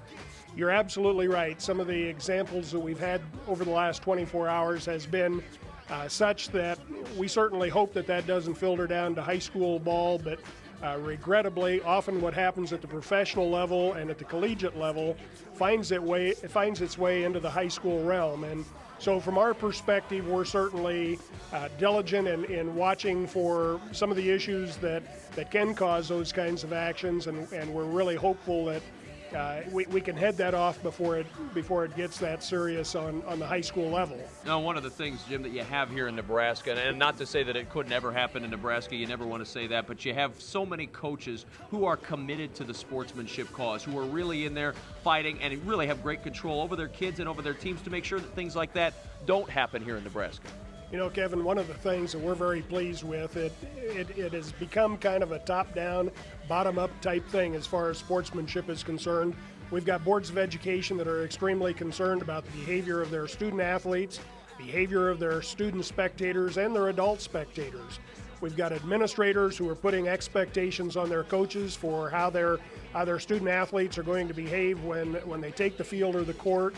And we've also seen the coaches that have passed those expectations on to their kids. I would tell you that we're very pleased with the Coaches Association and the Athletic Directors Association. They will be hosting Tuesday of next week the 3rd annual Sportsmanship Summit. That will be in Kearney, and as I understand, there are somewhere around 900 registrants already for that. I've said all along that sportsmanship is a journey, it's not a destination. It's not something we can say, aha, we've finally reached that plateau, now we can relax. And it's got to be something that you constantly work on. And, you know, if you fail to do that, something's going to jump up and bite you, and it's going to be an incident that you're certainly not going to be very proud of in the end. So I really believe that is an issue that we can never be too cautious about, and hopefully we don't see some of the reoccurrences that we see on the professional and collegiate level. Well, I think the summit is certainly having an impact, and the emphasis is having an impact. Having watched a lot of high school sports over the last couple of weeks with volleyball and here with football, we've seen a lot of examples of wonderful sportsmanship, and poor sportsmanship has really not been a party to any of these championships that we've seen. It has been really remarkable this fall, and you know, we were commenting about the volleyball championships. Overall, from Class A through Class D2, we saw some excellent sportsmanship. We've seen some great sportsmanship here at the football championships as well. I guess the old saying, knock on wood, you hope that carries on through. But it is a situation. We are involved in educational athletics and activities, and as such, we need to make sure that we remain accountable and that we're teaching the proper life lessons. And I think good sportsmanship is a great place to start. When we gather up here every fall, we get the chance to talk with you, and we kind of get the chance to hear just how everything's gone over the past year in the NSAA. And I assume, because having been a big fan of high school sports and a participant myself, I assume it's another banner year for high school sports and high school activities from the NSAA standpoint. Our participation numbers are great, and it's in all activities, not just our athletics. Our participation numbers are great. We've got a lot of schools that are paying due diligence to making sure that kids do participate and get the full high school experience. As far as our office is concerned, granted, we receive a lot of the complaints and a lot of the downside, but we also get a chance to experience some of the real fine things that occur through athletic and activities participation.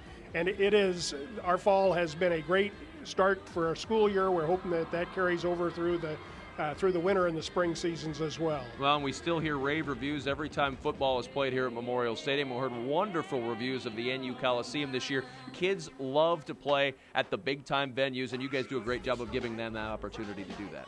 We're very appreciative of the fact that the university has made available to us both the Coliseum and the stadium here, and where the Big Red plays is a big thing for a lot of the kids, and I know that a lot of the kids get a chance to run out here on the field and see themselves on Husker Vision. That's a big thing for them. It's a memory that they'll retain for a lifetime, and we do have some excellent facilities, and we've been very blessed with some great ball games here in the football championships. We had great games during volleyball, and we're just hopeful that kids continue to work to get to the state venues and to be state champions. Well, we want to thank you and everyone at the NSAA for all of your help for the last couple of weeks. It's been so much fun putting on volleyball and football. Dr. Jim Tenneper, the Executive Director of the NSAA, thank you very much. Appreciate it. Thank you. We'll tell you about the Believers and Achievers coming up in just a moment. Halftime with Lincoln Pius X leading McCook 7-0.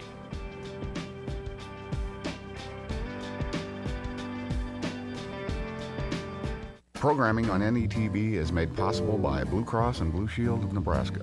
These cost about $50. This costs about $57,000. Choosing to use these can help you avoid this. And since inactivity is a better predictor of death than smoking, high blood pressure, and even heart disease, using these more and this less could save you more than money. A message that's good to know from Blue Cross and Blue Shield of Nebraska. Programming on NETV is made possible in part by the Nebraska Soybean Checkoff. Soy biodiesel is a soy-based, clean-burning, renewable fuel that can be blended with petroleum diesel to help reduce America's dependence on foreign oil. Soy biodiesel, making a difference for soybean farmers and you. NETV goes to the movies, and you're invited. See our latest program for national broadcast on Nova, Ancient Refuge in the Holy Land.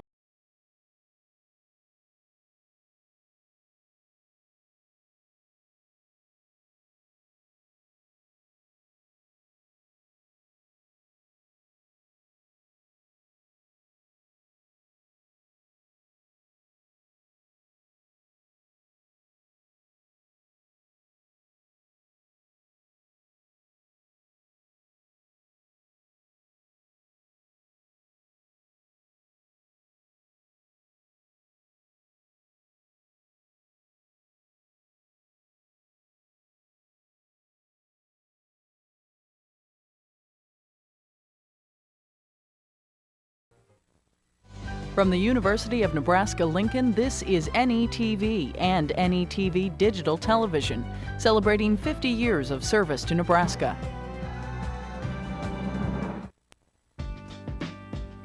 NETV sports coverage of the 2004 Nebraska State High School Football Championships are brought to you in part by NPPD, always there when you need us. By Blue Cross Blue Shield of Nebraska, the Blues are good for you. And by ArtFX, a proud sponsor of Nebraska high school and college athletics on NETV Sports. 7-0 our score at halftime. Lincoln Pius X leading McCook in the Class B State High School Football Championship, our final championship of the weekend. And let's go to our public address announcer, Dave Kame, for the Believers and Achievers presentation. Ladies and gentlemen, we have a very special halftime presentation this evening. Believers and Achievers is a statewide program designed by U.S. Bank and the NSAA to give recognition to Nebraska's future leaders. We have 7 Nebraska high school seniors who have demonstrated academic excellence and a commitment to good citizenship. For their involvement in school and community service projects, U.S. Bank and the NSAA would like to honor the Believers and Achievers who are with us tonight. Presenting the Believer and Achievers Award are U.S. Bank Representative Carrie Callan and NSAA Board of Control member Nate Steinman. Tonight's honorees are Alicia Dreyer of Rushville High School. Alicia carries a 3.98 grade point average while participating in cross country, track and field, speech, and play production.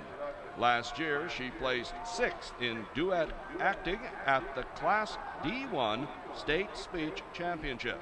Alicia qualified for the 2002 State Cross Country Championships and has lettered in cross country and track and is president of the Future Farmers of America. Ladies and gentlemen, Alicia Dreyer.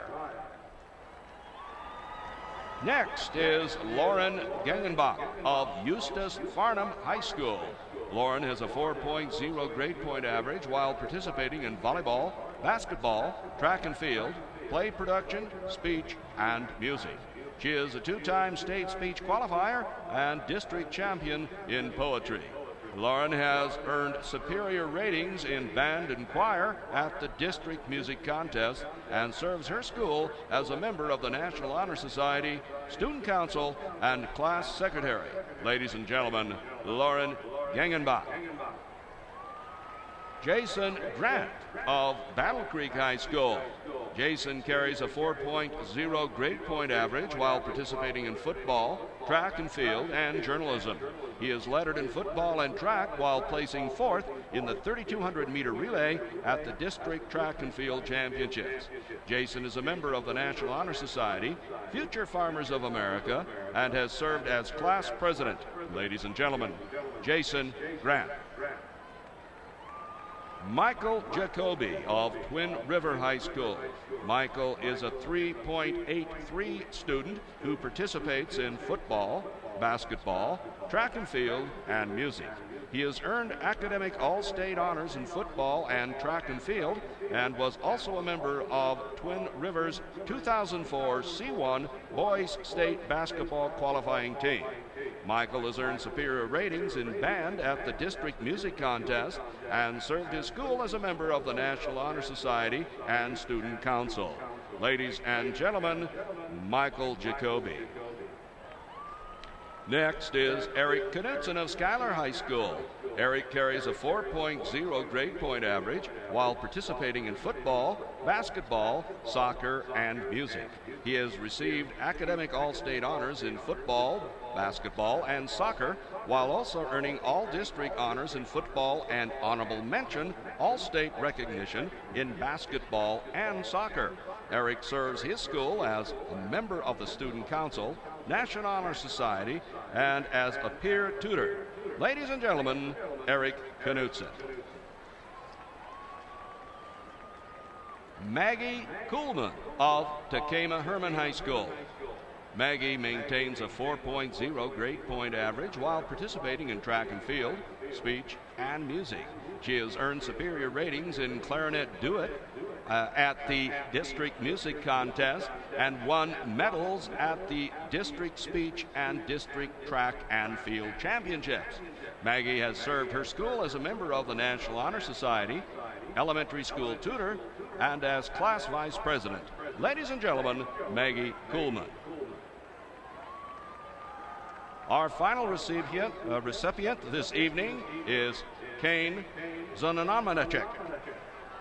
Kane Zananmanachek carries a 4.0 grade point average while participating in football, wrestling, track, and field, playing production and music. He is a 3-time state wrestling tournament qualifier who has earned academic all-state honors in football, wrestling, and track and field. Kane was a member of Wilbur Claytonia's 2003 Class C1 State Play Production Cast and earned an Outstanding Performance Award at the state championships. He served his school as vice president of the National Honor Society, letter club president, and as a teacher's aide. Ladies and gentlemen, Kane Zananmanachek. Ladies and gentlemen, let's give a round of applause to the 2004-2005 Believers and Achievers, the future leaders of Nebraska. And congratulations to all the believers and achievers honored tonight here at the Class B State High School Football Championship. We're at halftime. Lincoln Pius X leading McCook 7-0.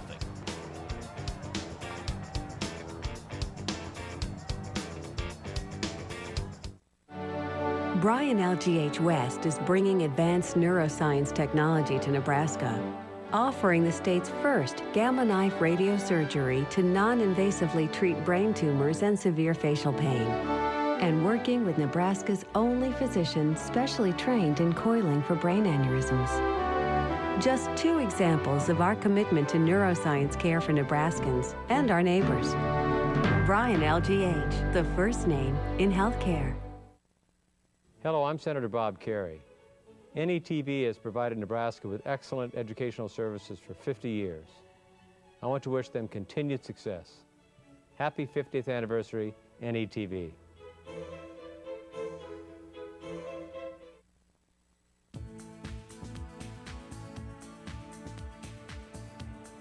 We'll be back with more of today's event in just a minute. Hi, I'm Steve Graziano of NETV. You know, independent research tells us here that sports programs are watched by more people than just about anything else we have on NETV. Now, I'm not surprised by that, but I am surprised that not everyone who's watching now helps us out with the broadcast. That means membership in Nebraskans for Public Television. A contribution of just $60 not only goes a long way to make sure we get to keep sports on NETV, but you'll also receive our member card, which gives you savings across the state. Call now 1-800-676-5446 or visit our website mynptv.org/members to learn more and to join. All we ask is that you be part of our team. We're doing our part by giving you the programs that you want. 1-800-676-5446. Thanks very much. From the University of Nebraska-Lincoln, this is NETV and NETV Digital Television, celebrating 50 years of service to Nebraska.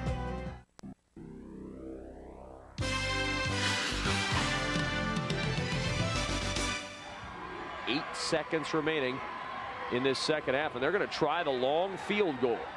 This will be a 49-yard field goal try by Trent Lyons. He did it last year against York.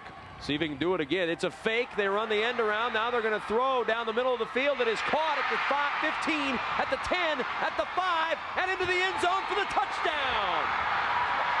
Brooks Snyder scoring on the fake field goal, and McCook leads 13-0. Sparks flying on that play. Holy cow. Well, I've never seen a play like that before. That is something interesting, and you know what? He did a great job of making that guy miss down there by the goal line because he was there for the tackle, and he just did the old hip shift, and there he was. Got him right past the line. Incredible. You know, let's watch this one again. It's worth 2, 3, maybe 4 more looks. Good toss from the holder right there. That's number 5 making the throw, Tony Purvis. And then it's all Brooks Snyder, knowing there's no more time left on the clock to get it into the end zone. That is impressive. Tony Purvis, the quarterback tonight, made the big play last year to get McCook the lead and of the eventual win, but McCook trailing here at halftime 7-0 to the Lincoln Pius X Thunderbolts. Let's go downstairs. Larry Putney standing by with Tim Aylward. Thanks, Kevin. Jeff, the muff punt, 2 jump balls. That's really the difference. Other than that, your defense playing well. Oh, yeah, we feel like we played great defensively. You know, we got the big stop, used our timeouts to hopefully get field position for the offense, and then we muff a punt and give up the 2 jump balls, really. You know, they have us in a height matchup, and we just didn't stay in great position on either of those. But you know what? It's okay. It's 7-0. We'll get them stopped here and keep giving our offense some chances. I think right now what's probably hurting us more is their pursuit to the football on their side of the defense is just killing us, and we're not able to get our speed unleashed whatsoever. And they're big and strong enough in the box that they're slowing that stuff down. So we just got to keep plugging away. We'll get a big play. We'll get something happening. You know, we got faith in our team. We've been a great second half team all year. We just got to rely on that and go out and make plays now. Thanks, Jeff. Thanks. Jeff Gross, obviously the head coach of the McCook Bison. Let's take a look at the highlights from the first half. You'll see a few big plays, and that's really what the first half was about, big plays. The first on this fumbled punt recovered by Pius, and that set the Bolts up in good shape to make their scoring drive. And then it was the Michael Millard show. Michael Millard, a great grab there, jump ball that Jeff Gross talked about. He got that one, and he gets this one too, but this one's for a touchdown. The only score in the game thus far. Great battle by Millard to come up with the football. Even on that slip right there, it just kind of took his balance away a little bit. And then the extra point good by Zerline. McCook with a bright spot. The kick returned by Brendan Lease. Unfortunately, McCook was not able to turn this into anything else. And you look at the halftime stats, just 53 yards total offense for McCook. And Scott, the Pius defense has flat out been dominant. They really have. We talked in the pregame about McCook's trio in their backfield having 3,600 yards on the ground. They put up a lot of yards and a lot of points on everybody they've played this year, but Pius has shut them down so far. 8 seconds remaining in this second half, and they're going to try the long field goal. This will be a 49-yard field goal try by Trent Lyons. He did it last year against York. See if he can do it again. It's a fake. They run the end around. Now they're going to throw down the middle of the field. It is caught at the 15, at the 10, at the 5, and into the end zone for the touchdown. Brooks Snyder scoring on the fake field goal, and McCook leads 13-0. Sparks flying on that play. Holy cow. Well, I've never seen a play like that before. That is something interesting, and you know what? He did a great job of making that guy miss down there by the goal line because he was there for the tackle, and he just did the old hip shift, and there he was. Got him right past the line. Incredible. You know, let's watch this one again. It's worth 2, 3, maybe 4 more looks. Good toss from the holder right there. That's number 5 making the throw, Tony Purvis. And then it's all Brooks Snyder, knowing there's no more time left on the clock to get it into the end zone. That is impressive. Tony Purvis, the quarterback tonight, made the big play last year to get McCook the lead and of the eventual win, but McCook trailing here at halftime 7-0 to the Lincoln Pius X Thunderbolts. Let's go downstairs. Larry Putney standing by with Tim Aylward. Thanks, Kevin. Jeff, Gross, the muff punt, 2 jump balls. That's really the difference. Other than that, your defense playing well. Oh, yeah, we feel like we played great defensively. You know, we got the big stop, used our timeouts to hopefully get field position for the offense, and then we muff a punt and give up the 2 jump balls, really. You know, they have us in a height matchup, and we just didn't stay in great position on either of those. But you know what? It's okay. It's 7-0. We'll get them stopped here and keep giving our offense some chances. I think right now what's probably hurting us more is their pursuit to the football on their side of the defense is just killing us, and we're not able to get our speed unleashed whatsoever. And they're big and strong enough in the box that they're slowing that stuff down. So we just got to keep plugging away. We'll get a big play. We'll get something happening. You know, we got faith in our team. We've been a great second half team all year. We just got to rely on that and go out and make plays now. Thanks, Jeff. Thanks.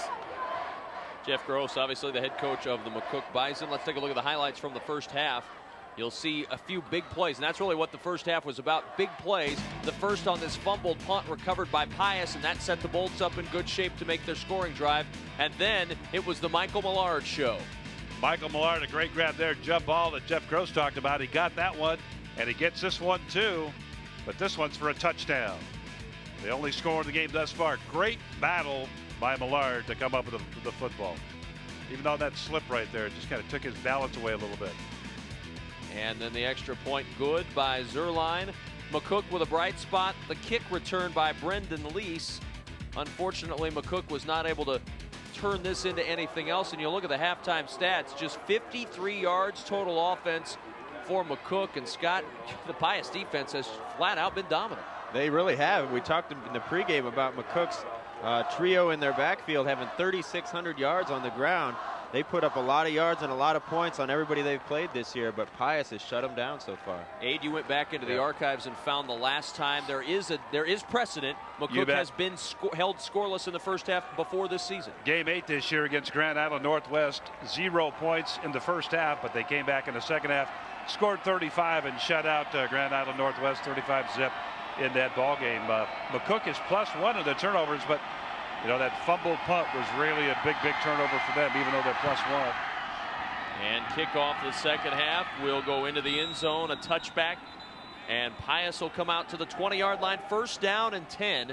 Just to give you an indication of how dominant the Pius defense has been, McCook averages 376 yards per game on the ground. They have 53 in the first half, 442 per game overall. They have 53 total. And they average 40 points a game, and they have 0. Yeah, at least 11 carries for 9 yards. This is a guy that has rushed for over 1,800 yards this year. Pius defense just did a phenomenal job. Bison, the quarterback, on the toss play to Daniel Bargan. And a 2-yard gain for Bargan, and that's all in at the bottom of the pile, Alex Beam.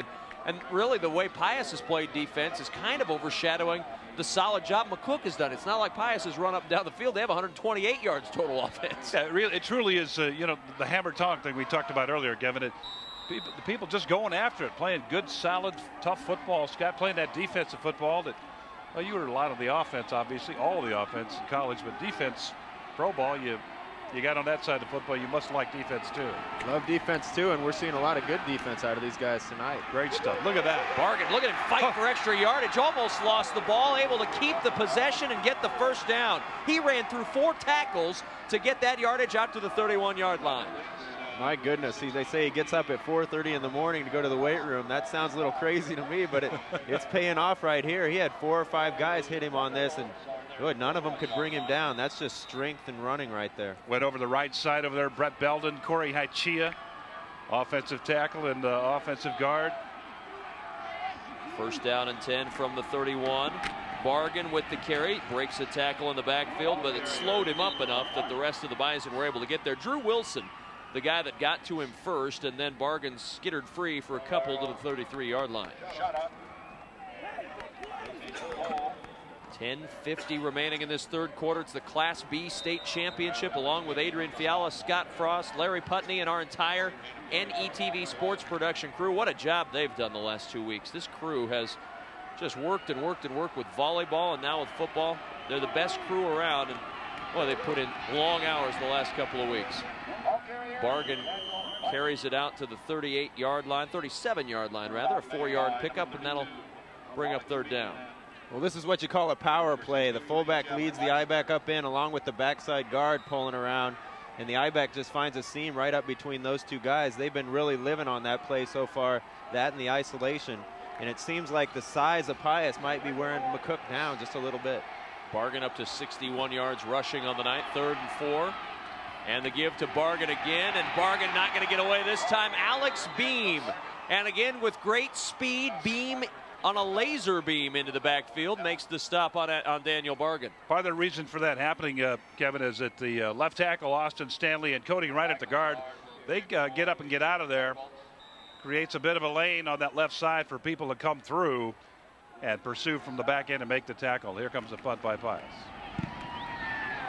Millard's had a good day punting. Line drive, they faked the reverse. Lee's trying to get to the corner, and Pius did a good job of staying right there to keep Lee's from going too far. He's ahead of the 40, though, in pretty good field position for McCook on their first possession of the second half. Yeah, Corey Collant that time. I'm not sure if that's the proper pronunciation there. Number 25 for Pius. You talk about staying in your lanes, and he did a great job. He's on the outside there. Kaland is, I guess, is the pronunciation, beg your pardon. And he stayed right in the lane and kept everything right in front of him and made the tackle. Nice work. At the 41, first down and 10. McCook trailing 7-0. Let's see what they do offensively here on this first series of the second half. They'll go up the middle with Alex Beam, and Beam into the secondary and down the sideline. Alex Beam into Pius territory and out of bounds inside the 40, a first down. You know, Scott, sometimes plays break. Watch the two guards. There's a collision right in front there. The guards collide in the center, but somehow the play develops, comes out of there, and it's a good gainer. It's a first down gainer. And we can see why they had more than one back with over 1,000 yards this year. That's a great run right there from the fullback on simple little fullback track play. 20-yard gain for Beam. They'll try him again, and this time he will gain nothing.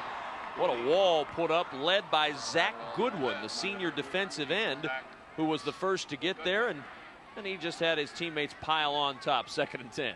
Good breaks from Goodwin, my word, just straight up. You love that. Jeff Gross probably not as fond of it, as he looked on from the sidelines to see his team scoreless at this point, averaging 40 points per game. They're just looking for any points right now. 2nd and 10 from the Pius 39, trailing 7-0. The give to Lease, trying to spring it to the outside. Lease drugged down by the jersey at the 38-yard line. Again, the speed of Pius perhaps underestimated in this one as Matthew Benish got there to make the stop. Good run support. People coming out to block right there. You're looking at Zach Volkwartson. But that's the play right there that makes it all go. Is pursuit. Green jerseys to the football, and that's what you're seeing. This tremendous pursuit. 3rd down 9 from the 38-yard line of Pius. 7-0. Bolts with the lead. Pressure coming up the middle. Purvis throws. It's tipped and incomplete. Ross Bison, all 6'3" of him, got a hand on the pass from Purvis. Scott Frost, and McCook is going to have to punt it away. Well, there's the bootleg that we love, Adrian. They faked the counter play and tried to roll him right.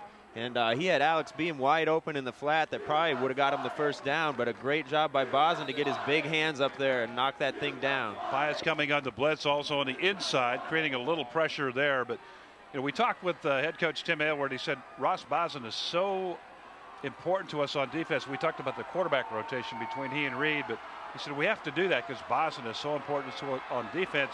We just saw evidence of that. McCook is going to go for it on 4th and 9 from the 38, but a flag is down. They might not go for it now. Boy, McCook rolling the dice a little bit here, but now that it's 4th and 14 after the false start, here comes the punt unit on. This is the right move anyway. You've got to punt into the wind, make Pius go the length of the field against the wind on you. You need to bury him down here and try to get some field position for your next possession. Yeah, I couldn't imagine. Just couldn't imagine going for the first down with the way the ball was. It was 4th and 9. Yeah. Now 4th and 14. And you're averaging just two yards a play tonight. Yeah, that's a big gamble. They'll punt it away, and Brian Winder, high punt, fair catch signaled for and made at the 12-yard line. Pius the 10th leading 7-0, and Tim Aylward, the head coach of Lincoln Pius the 10th, talked earlier about whether the McCook Bison returning state champions would make a big difference in this ball game tonight. I'm sure when we start off it will be. But, you know, a lot of these guys have been down here to games, and, you know, a few of them had older brothers that played, you know, in some of the previous games or previous teams. So, you know, I think that once we get going that it'll just turn into a football game, and hopefully that's the way we'll treat it. Well, it has turned into a football game, and a good football game tonight here at our Class B state championship. 1st down and 10 from the 12-yard line. Pius the 10th leading 7-0. Bison, the quarterback, gives up the middle. Bargan cuts it to the outside. Bargan down across the 20. Out of bounds at the 24. It would be a first down, but there's a flag down at the 15-yard line.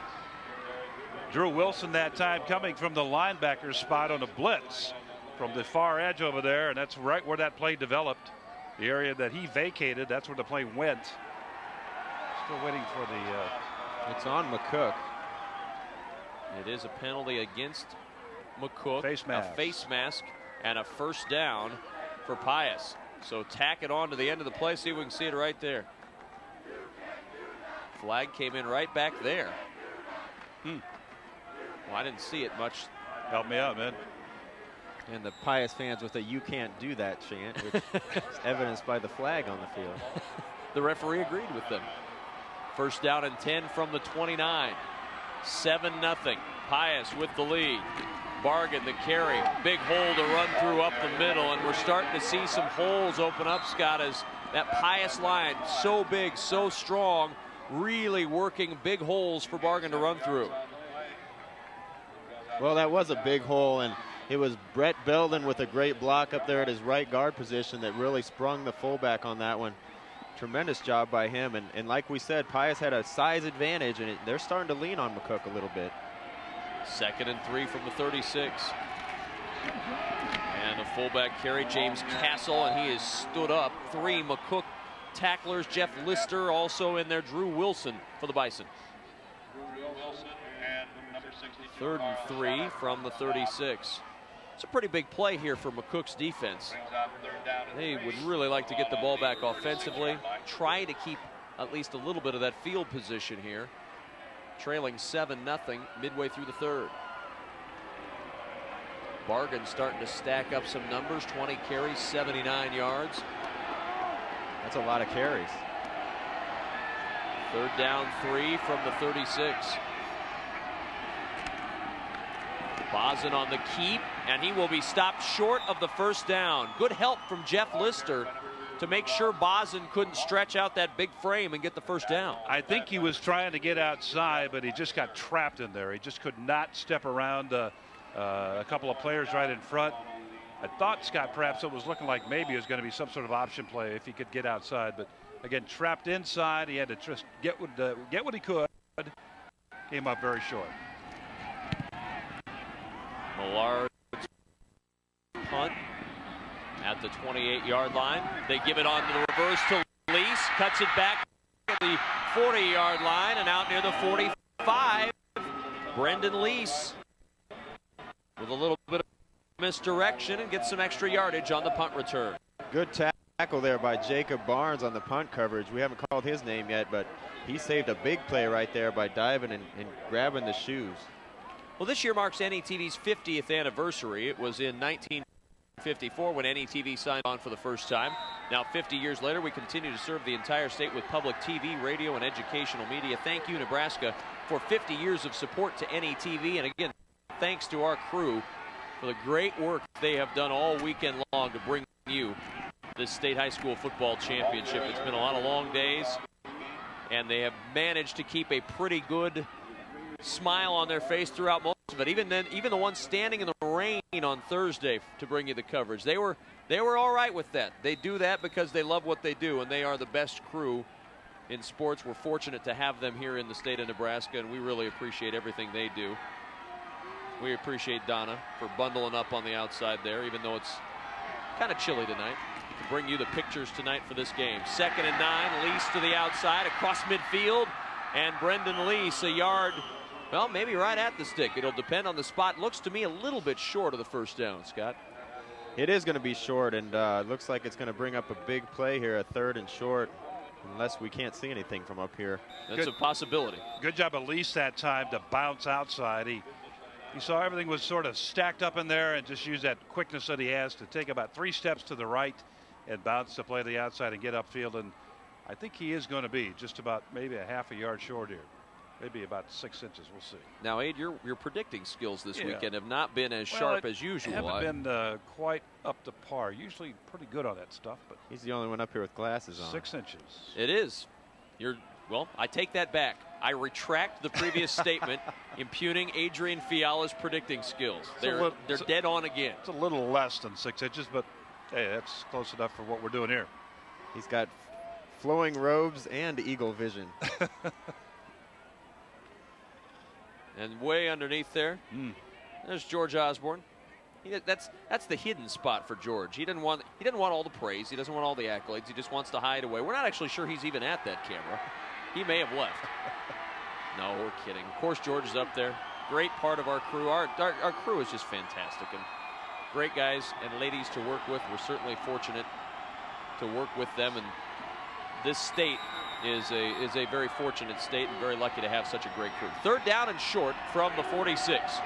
Purvis will just go on the sneak, and look at that surge on the right side. Tony Purvis needed half an inch. He got 3 yards. There's the quarterback sneak again. This time he kind of hesitated a little bit, let the lineman go ahead and fire off and create him a little room, and just dove ahead for a 2 or 3 yard gain. Yeah, Paul Farrell and Carl Shattuck up front there, providing just enough room for him to pick up the first down, move the chains, try it again. Trips formation to the left of the line. Purvis to throw.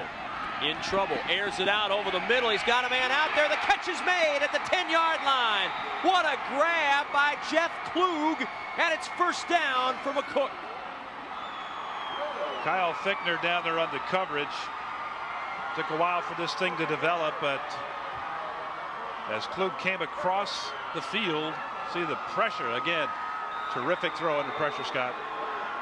It was a good throw, and McCook must be thinking anything you can do, we can do as well. And it was basically another jump ball that he threw up, and receivers are just out jumping defensive backs so far tonight. On the 11-yard line going in, Lease takes it to the 7 for a gain of 4. McCook with its best scoring chance of the night here. 2nd down and 6 from the 7-yard line. They can get a first down if they get it to the 1, or a touchdown if they take it 1 yard further. This play designed to get out to the edge as quickly as you can. The Purvis just takes the ball, spins, and a quick toss out the least to the edge. And I'll tell you what, Fichtner again, big tackle. That play looked like it may go, but he stopped it. 2nd down and 6 from the Pius 7-yard line. Lee straight ahead, not going to get anywhere. Austin Stanley wrapped him up from behind on the play, maybe a half yard. That brings up a big 3rd down for McCook. This great job. You got to keep taking your hat off to Pius's front 4. There's really no place for McCook backs to run. They've had a little success getting outside, but basically between the tackles, the only success they've had is with the fullback. 3rd down and 5 from the 6-yard line. Beam and Lease behind Purvis. Play fake. Purvis steps up. Now going to roll. In trouble. Purvis sneaking away from 2, but he can't get away from the rest, and he'll go down at the 10-yard line. Great coverage by Pius in the end zone. Purvis had nowhere to go, and it's 4th down. Trying to get the ball down in the deep corner of the end zone. Play action fake here. Purvis looking, and again, everybody in the zone is covered. And now you do have a big decision to make if you're Coach Gross. You're down by a touchdown. You're definitely in field goal range. You could kick it, maybe get some points on the board, but at the same time, it's getting late in the game. I'd still go kick it. Good move here. I agree 100% again. It's, again, the tight game, just like we talked about this afternoon. You're this close, get points up any way you can. 27-yard field goal attempt for Josh Cherry, the sophomore. The kick is up, and the kick is good. Josh Cherry, his 6th made field goal of the year, and McCook is on the board, trails now by 4, 7-3. You still have 14 minutes and 24 seconds left in regulation, and now your offense has put something up there. Yeah, you've lit it up on the board, and you're in the game. You're in the game anyway at 7-zip, but now 7-3. Build a little confidence, Scott. Keep the guys thinking positively, and try to get the ball back and go again. But in tight, close games like this, you got to get the points. When you get a chance, an opportunity to get those points put up on the board, you have to take it. Absolutely. Every point counts in a game like this, and if you're able to get 3 up on the board, all of a sudden a touchdown wins the game for you. So it was the right move by Coach Gross. 2:24 to play in the 3rd. What a ball game tonight here in the Class B state championship. We have seen a little bit of everything, but we've seen a lot of great defensive plays. Kevin, I think the speed is really what it catches the eye for me. Pius, like Tim Maywood said, we'll show a little speed, and man, have they. They really have. They've matched it up step for step with McCook. But McCook fighting just like you'd expect a team that's won 38 straight to do. Battling hard this whole night. This one's going to go down to the wire. Another good, strong kickoff taken at the 3-yard line by Millard. At the 15, Millard banged into a blocker, slowed him up, and he's down at the 21-yard line where Pius will take over 1st and 10. And this is a big possession for Pius. McCook seems to have a little momentum rolling right now, just getting on the board with a field goal. Pius needs to get that momentum back by taking the ball down the field a little bit. For 50 years, NETV has been part of this state's history with local news from across the state, documentaries that affect Nebraskans, and statewide coverage of high school and collegiate sports. Help us continue the quality of local programming on NETV. Visit mynptv.org or call 800-634-6788. And a good tackle made in the open field on the completion to Michael Millard out to the 23-yard line. A minimal gain on the play of 2 for Pius. Another nice job. Excuse me. He's got another nice job by Drew Wilson that time to make the play. Keep the receiver in front. Make the tackle. I tell you, I wouldn't throw that pass too many times. Drew Wilson was about a step away from scoring from McCook on that one. Very risky route. You're right. 2nd down 7 at the 24. 7-3 Pius leads. Greenway in motion for the Bolts. Toss play to Bargan. Bargan getting to the outside, but it's closed very quickly. Lease out there. Also out there for McCook, Carl Shattuck. Just the Bison swarm so quickly to the ball, and you saw a great example of that speed right there. This play was designed to go inside. Bargan thought he could go to the outside. See, there's a lane right there. It's coming up. But he decides, I'm going to go to the edge and see if I can beat it with my speed. Did not happen. Pursuit from McCook took care of that. Creates a long third down again. 3rd and 5 at the 26, coming up on a minute remaining third quarter. Greenway coming around the edge. He's got the first down for Pius to the 34-yard line. The misdirection had McCook going one way. Greenway took it to the right and ends up with a good gain and a first down. Cody Reinert, he's the guy out there on the edge, the left guard. Number 61 in your screen. He's pulling right there across the screen. Watch Bargan take off there, and there's Reinert with the block that makes it all work. Actually takes out 2 people on the block. Drew Wilson, the guy that felt the brunt of that block. 1st and 10 from the 34. Fullback up the middle. James Castle. Look at that tough running to the 39-yard line. That was just pure strength from James Castle. Little off tackle play to the fullback here. The quarterback reverses out. Straight zone blocking from up front, man-to-man blocking, and the fullback just finds a little seam. Great job by the offensive line of Pius to create that hole. This Pius offensive line has really played well tonight. Outstanding. 2nd and 5 at the 39-yard line. Pius by 4, late third quarter. Jordan Reed on the option. Reed keeps and is drilled down at the 40-yard line. Reed will feel that one. He got popped as he came around the edge, and that'll be the final play of the third quarter. What a championship game we have going on here tonight. Lincoln Pius leads McCook by 4 as we head to quarter number 4.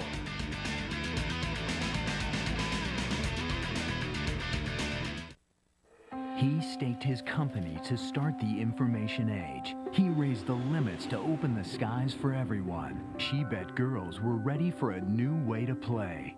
3 gamblers who risked it all. They made America. Monday night at 9 Central Time on NETV.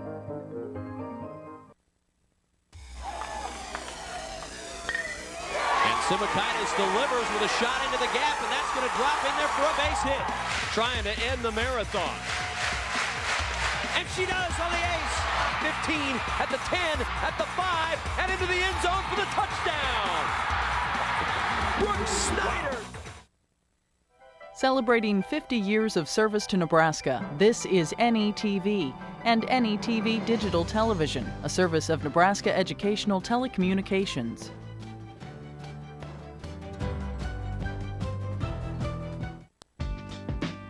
NETV sports coverage of the 2004 Nebraska State High School Football Championships are brought to you in part by NPPD, always there when you need us. By Bryan LGH Medical Center, the first name in healthcare. By the Nebraska Soybean Board, promoting soy biodiesel fuel, clean burning and renewable, making a difference for soybean farmers and you. And by Education Quest Foundation, improving access to college through scholarships, community grants, and college planning services. We'll start the fourth quarter with Pius facing a 3rd down and 4. 4-point lead for the Bolts. And here we go on 3rd down. Option play, Reed, the pitch. Bargan has the corner, the first down and more. Bargan across the 45 into McCook territory at the 41. Huge play for Daniel Bargan and for Pius. Just a great play. It's basically a sprint option left. Everybody that runs option runs this one. They seal everybody except the force guy who's the outside backer in the 4-4. That's Lease. They pitch off him, and there's nobody left out there. A great block downfield by number 36, the receiver. That's Greenway, and it springs Bargan for a big game. Looked like he was maybe going to take it to the house, but Tony Purvis was over there getting off that block that Greenway made as Pius continues to roll here. Bargan down to the 38, 3-yard pickup, 23 carries, 103 yards now for Daniel Bargan on the evening. Well, they talk about him being the spark of this football team, and we saw a lot of sparks right there. He put a bit of a charge into the Pius Thunderbolts as they 11-24 away here. They're on the move. But McCook, you never count this defense out. This is a tough, tough defense. They've given up just 4 points average on the year per game. 2nd and 7, ball at the 38-yard line. Castle and Bargan in the eye. Castle on the option, Reed around the edge, and Reed to the 32-yard line. very close to the first down marker, about a yard shy. It'll be 3rd and 1 for Pius. Well, they've run this off-tackle play to the fullback a bunch of times. Obviously, the play that goes along with that is the option play off it. Quarterback pulls it right there. Reed with a great pull out of that. Finds a hole up the middle. Picks up big yardage, and they have a 3rd and short. And he did a great job of running the option off of Drew Wilson. Wilson doesn't know which way to go to the quarterback or the pitch man. Stayed right there, and Reed just took it inside. 3rd down and short. Castle up the middle across the 25 and rolls down to the 21.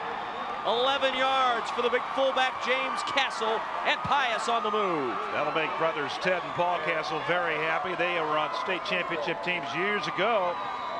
As Castle rumbles up inside, and Scott, that's what the option play or the wide plays do for you. All of a sudden, bing, the fullback's on you before you know it. Absolutely. As a defensive player, if you're having to run and run to get to the perimeter, a little quick fullback hitter up the middle right there, I'll catch you off guard.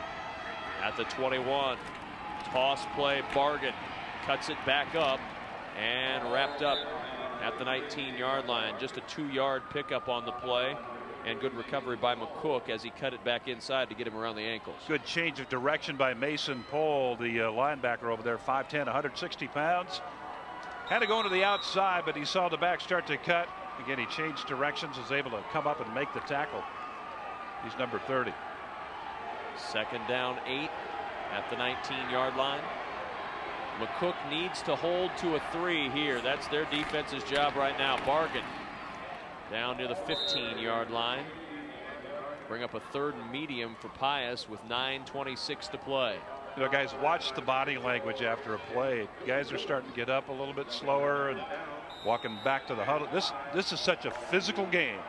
You know, the speed, the quickness, the hitting, and all the other things that go with it. People are starting to tire right now. 3rd down 5. Ball at the 16-yard line of McCook. Reed gives to Castle. He slipped as he cut and was covered very quickly. McCook's defense gets the hold, and it's 4th down. They get it right, though, into the middle of the field, does Pius, and a good spot for Greg Zerline to bang home a field goal. It is a good spot right in the middle of the field. They run the off-tackle play to the fullback, and he got kissed that time. A big hit. He was down low, and the McCook linebacker came up and really popped him. This field goal is big because it gives them a 7-point lead again, and it secures at least a tie for them. McCook were happen to get a touchdown. Pius a problem. They didn't have enough people out on the field. They had to take a timeout and burn a timeout. Keep that in mind as we move along here. 8:37 to play in the 4th quarter. Let's go downstairs to Larry Putney. Hey, thanks, Kevin. Adrian mentioned it, and they're here, the Castle brothers. This is Paul Castle, won a state championship with Pius in '98, and to my right is Ted Castle, won it in '95. You were unbeaten like your brother James Castle, who's playing right now at fullback. Do you have any advice for him? Unbeaten's tough, you know. They're playing their last game, so, I mean, I guess we'll find out here in about 8 minutes, so hopefully he can pull it off. And they were all fullbacks. Paul went on to play at the University of Nebraska for a while. What do you remember about your state championship run? Well, we played Lexington, and it was a pretty good game. We pretty much controlled them the whole game, but it was a good time, good memories. Paul got married last night, guys. This is his honeymoon. Well, you know what? Why not? Go to a state championship game. Greg Zerline will line up for a 33-yard field goal attempt. It is up, and it is no good. It just hooked to the left, and McCook comes away with a big shot of momentum. Snap was good, hold was good. Just a little bit of a pull to the left, as you said, and we're still at 7-3. What a big boost for the McCook Bison as they go in, get pushed down the field a little bit, but come away no points on the board for Pius. That's got to give them a big attitude lift going into this offensive huddle, Scott. I'd be more excited if I was in that McCook huddle right now. That would have been a big field goal for Pius. It's a shame to drive all the way down the field and not come away with anything. Let's go back downstairs quickly to Larry Putney. Hey, guys, remember, this is a college field goal, too. In high school, that would have been good.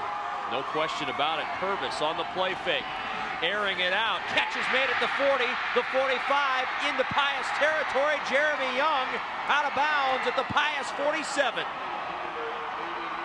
The element of surprise works again here. Terrific play action here. Watch the fake. I mean, everybody bought it there. All the guys in green jerseys bought it. Purvis sold it really well, and then just a deep outside seam route. Jeremy Young hasn't caught many this year, just 7 catches coming in, but that's a big one right there. First down and 10. Up the middle, Alex Beam, and just around the ankles, Michael Seidel saved a huge gain. Well, you don't want to let the offense get 2 big plays on you in a row if you're Pius.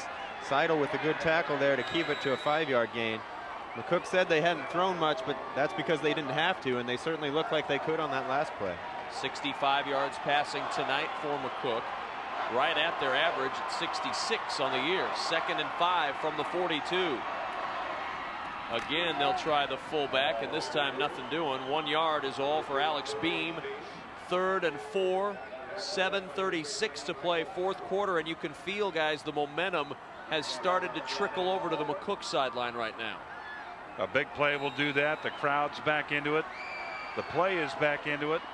Michael Seidel, another excellent play that time. The linebacker squared up on the runner and just brought him down right dead in his tracks. The line 3 out to the right of the line. The trip set on 3rd and 4. Purvis rolls that direction.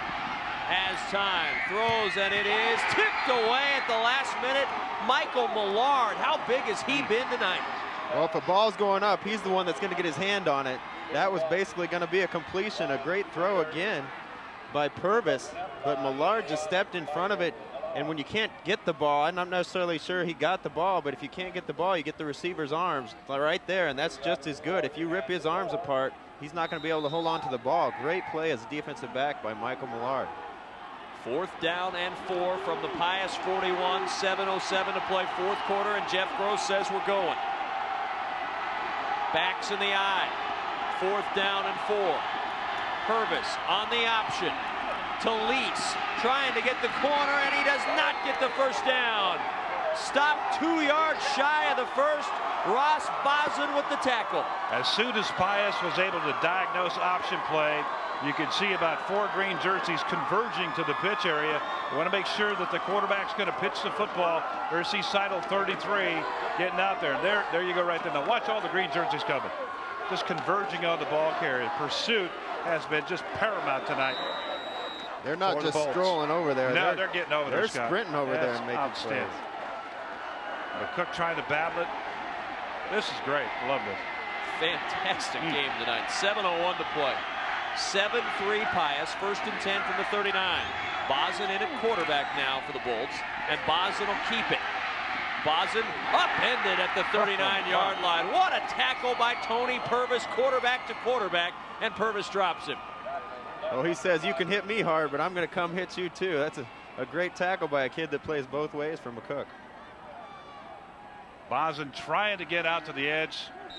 Just doesn't have quite enough speed to get there, and this is just a terrific tackle. Nowhere for the pins to go on that kind of play. You just go right straight to the turf. 2nd down 9 from the 40. 6:28 remaining, 4th quarter. Castle and Bargan behind Bison in the eye.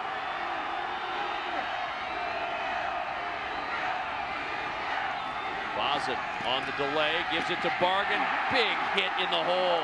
McCook really popping. The defense got a shot of life on that last drive, and they're taking advantage of it. Good tackle in there made by Mason Pohl. Pius pulls the onside guard and the tackle here. Watch Jeff Lister from McCook, 63, right there. And just terrific play. Terrific play. Even though Pius had pulled their guard, their tackle, the lead, Lister able to work around the block along with a couple of teammates. A noisy Memorial Stadium for this Class B championship game, late 4th quarter. 3rd and 10 on the 39. Toss play, Bargan to the outside. Nothing there. Scott, just like Pius, McCook just speed to burn, pursuant to the ball, full to the ball. Just outstanding defense by both of these teams. Well, the edge is hard to come by in this game with the speed on both defenses. Both teams are trying to get out there and have had some success, some limited success, but most of Pius' success has come between the tackles. Wobbly punt by Millard at the 32-yard line. Kenny slips as he tries to cut it upfield, And Paul Kenny down at the 37-yard line. That's where McCook will go to work with 4:59 to play. All 3 timeouts, trailing by 4 at 7-3 in this Class B state championship. And what's on the line for Jeff Gross and McCook? Well, 2 straight championships, a 38-game winning streak, a perfect season, and a chance to get that 3rd title. Let's go downstairs quickly. Larry Putney. Guys, you've been talking about it all day, but isn't it great when a game lives up to all the pre-hype? Man, it's been fantastic. Absolutely. And you get the feeling a big finish is in store. Purvis on the option. Lease with a blocker out in front. Turns the corner. Lease at midfield. Across the 45 and down to the 40-yard line. Biggest run of the night for Brendan Lease, who has been hemmed in by that Bolt defense. Well, they ran this play once before. It's a lead option play. Last time they ran it, you remember Benish blew it up, took on the block, and made the tackle. This time they have some defenders out there, but good blocking out ahead of Lease there. He comes up with a big gain, and momentum's definitely on the McCook side. Double team on Kyle Fichtner is what made it go. He's been a problem on that option all night. Here's the play. Same play other way. And Lease with a good gain of 4 yards to the 36-yard line. 2nd and 6 for McCook from the 36 of Pius. And that's Fichtner right there that made the play. They double teamed him on that last play. That option the other way that got it all the way upfield. He comes over and makes the play this time. 2nd down and 6 from the 36-yard line of Pius. Pius leading 7-3. Coming down for another fantastic finish, perhaps, in the Class B state championship. Tony Purvis under center for McCook. Play fake. Pressure comes. Purvis floats it out on a screen to Lease, and he falls down at the 34. He had a convoy of blockers out front. If he keeps his footing, there's some yardage to be made there. Great call right there by the McCook bench. Selling the play action right there. And unfortunately for McCook, Lease cannot keep the feed, but McCook just continuing to battle, the mark of a champion, just continuing to battle. From the 34 of Pius, 3rd down 4.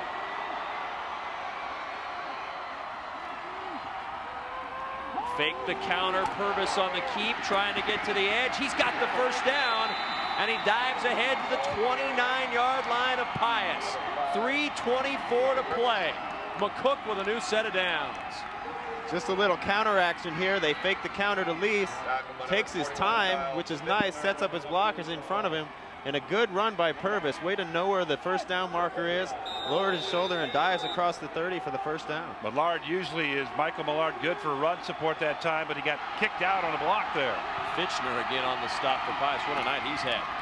Lease on the toss. Lease tripped up behind the line of scrimmage. Nate Wissing. And boy, the speed, even late in this game, is still so evident on both defenses. Pius that time with great speed. It's the time, Scott, that you reach down when you're a true competitor. As we look at it again, you reach down here and just go for it again. You reach for your 3rd win and make it all work for you. Well, you don't want to leave anything on the field. This is a state championship game. 2nd down 11. They fake the toss up the middle. And Wissink not fooled. Alex Beam ahead for 2. Brings up a huge 3rd and 9. A long 9 here for McCook. They're right at the 29. They need to get the ball in between the 19 and 20 of Pius. 2:23 to play. And we are getting down to the crunch here for McCook. What will they do? Trailing by 4 late 4th quarter. Flags fly, and this play will stop. And it's against McCook. It'll cost him 5. So basically, they're going to have 2 downs to pick up 15 yards here, and hope for more on one of those plays or both. But just toughen their work up a little bit. Wissink, 2 straight big plays for Pius. Defensive tackle playing his heart out here, along with all the other guys in the green shirts and the McCook Bison. Everybody just giving it their all right now. It's terrific. And like you said, Adrian, they got 2 plays here. So if you're the coach, you want to call a play that can get you 7 or 8 yards and set you up for a chance to get the 1st down on 4th down. Trips to the right. Purvis rolls that direction. Steps up. Now he's got a lane to run. at the 30, at the 25, and that's a good play for McCook. They are 5.5 yards away from a first. It's 4th down. A field goal does you no good. You need a first down. Absolutely, Kevin. It's all or nothing right here with the time being what it is. As Purvis looking down, trying to find a receiver, but doesn't happen, but just comes up about 5 short. Well, what a night we have had at Memorial Stadium in Lincoln. 7-3, Pius X leading McCook with 1:34 remaining. This has been fun. Scott Frost, Adrian Fiala up here with me. I'm Kevin Kugler. Larry Putney down on the field. Guys, what a great way to finish this off. This has been great. Well, you can't ask for a better game than this. A beautiful night in November in Nebraska, and these are two fine football teams going at it. Speed, speed, speed. Kevin, this is what high school football, that's why I love this game so well. It's pure, it's fast, it's fun, and it's just dedicated to things we like about sports.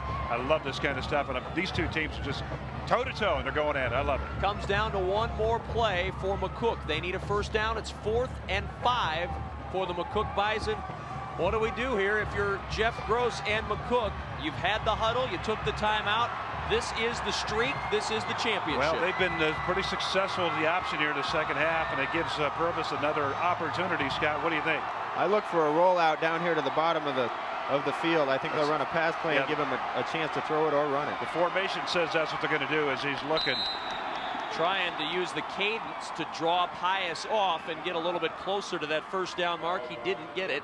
And so the timeout is taken. McCook with one timeout left.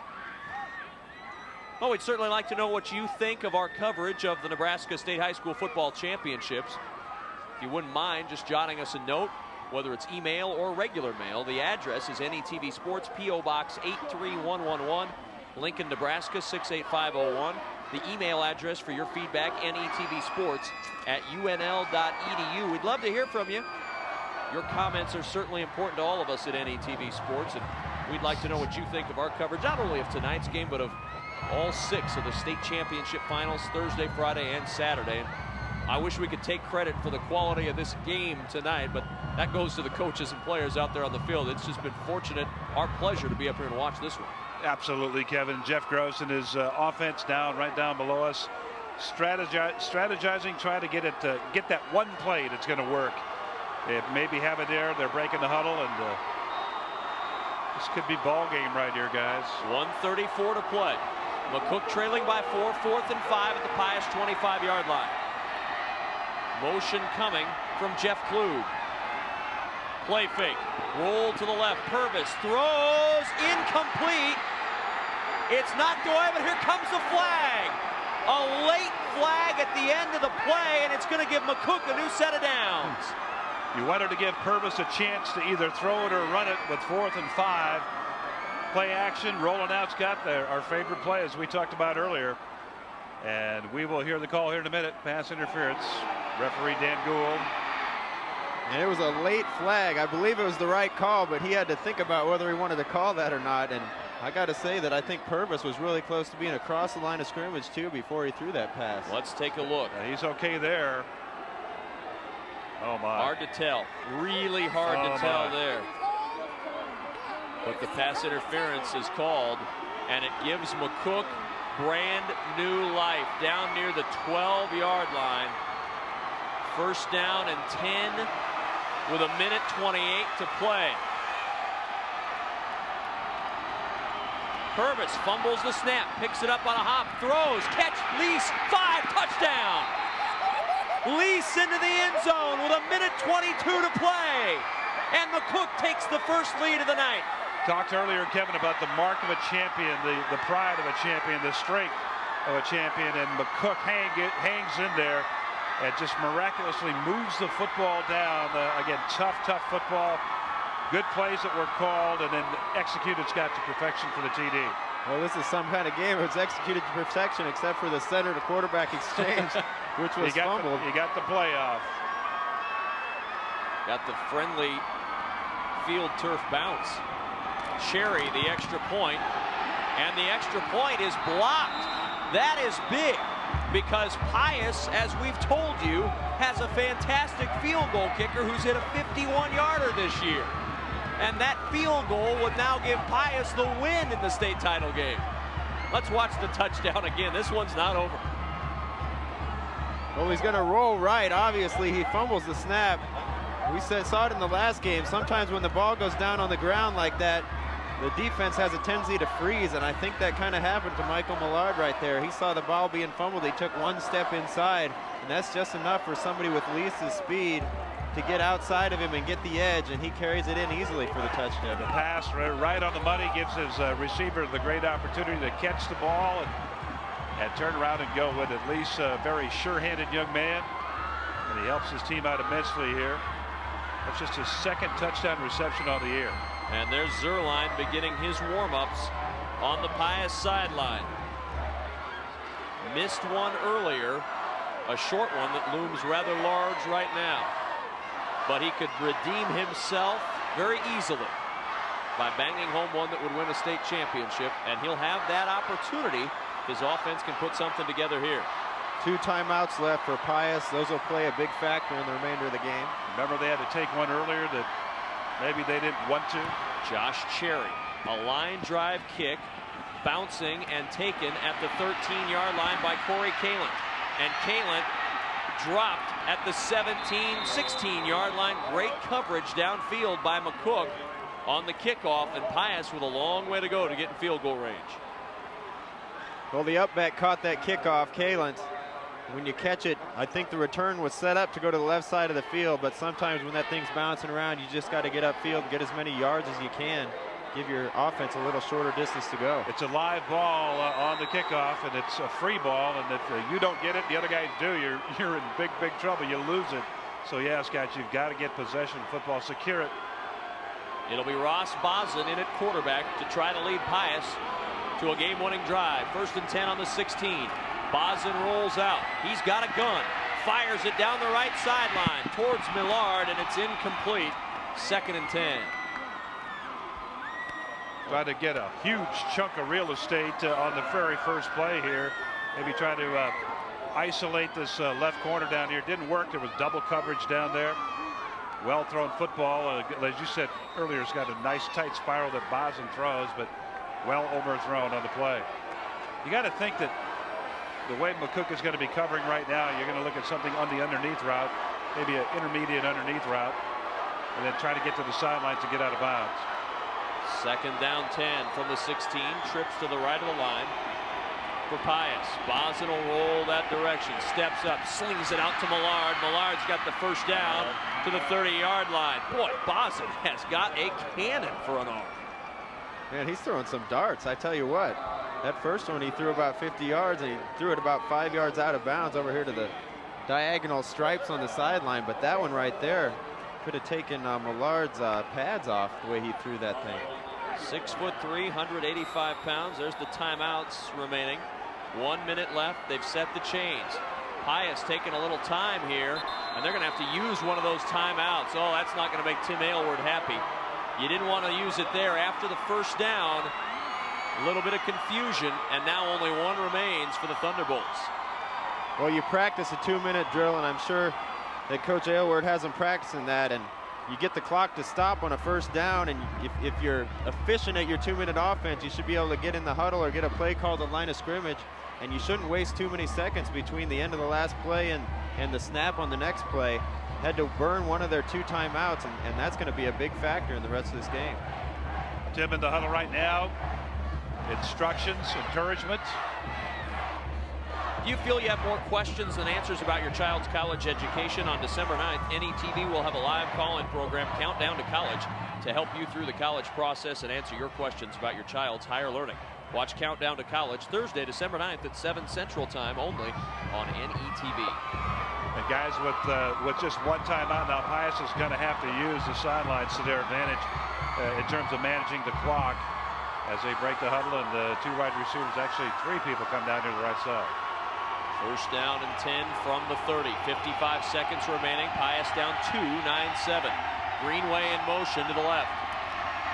They'll run the option.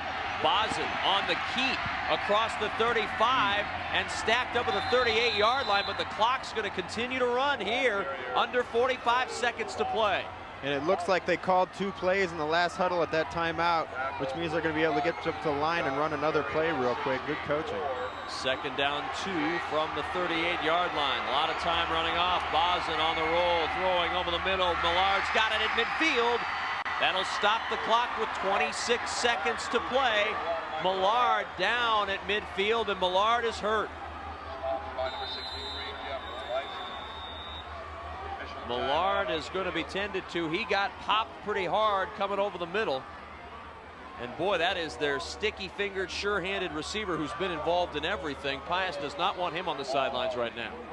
Big pass plays tonight for Pius. He has been the guy who has been on the receiving end. We'll see him go into traffic right here as Bison delivers that little sidearm delivery. And now all the white jerseys converge. What happened here? A little wind problem, They perhaps? have had the wind, yeah. They'll take him out. Come out for one play. And they will wind the clock. He'll jog off. Millard will stand right by the coach, I'm sure, to get back in. Wind the clock, under 25 seconds to play. On first down, Bison on the roll, floats it out, incomplete. Pressure came, and Bison got rid of it a little sooner than he wanted to. It's second down, 20 seconds to play. Pius down 2. Looked like somebody got a hand on it. That ball just knuckleball right out of there. That was Beam that got a hand on it, I think. The fullback and linebacker coming around and scraping off the end on this rollout. Gets his left hand up right there. Would have been another completion, but Pius is going to need another completion or two.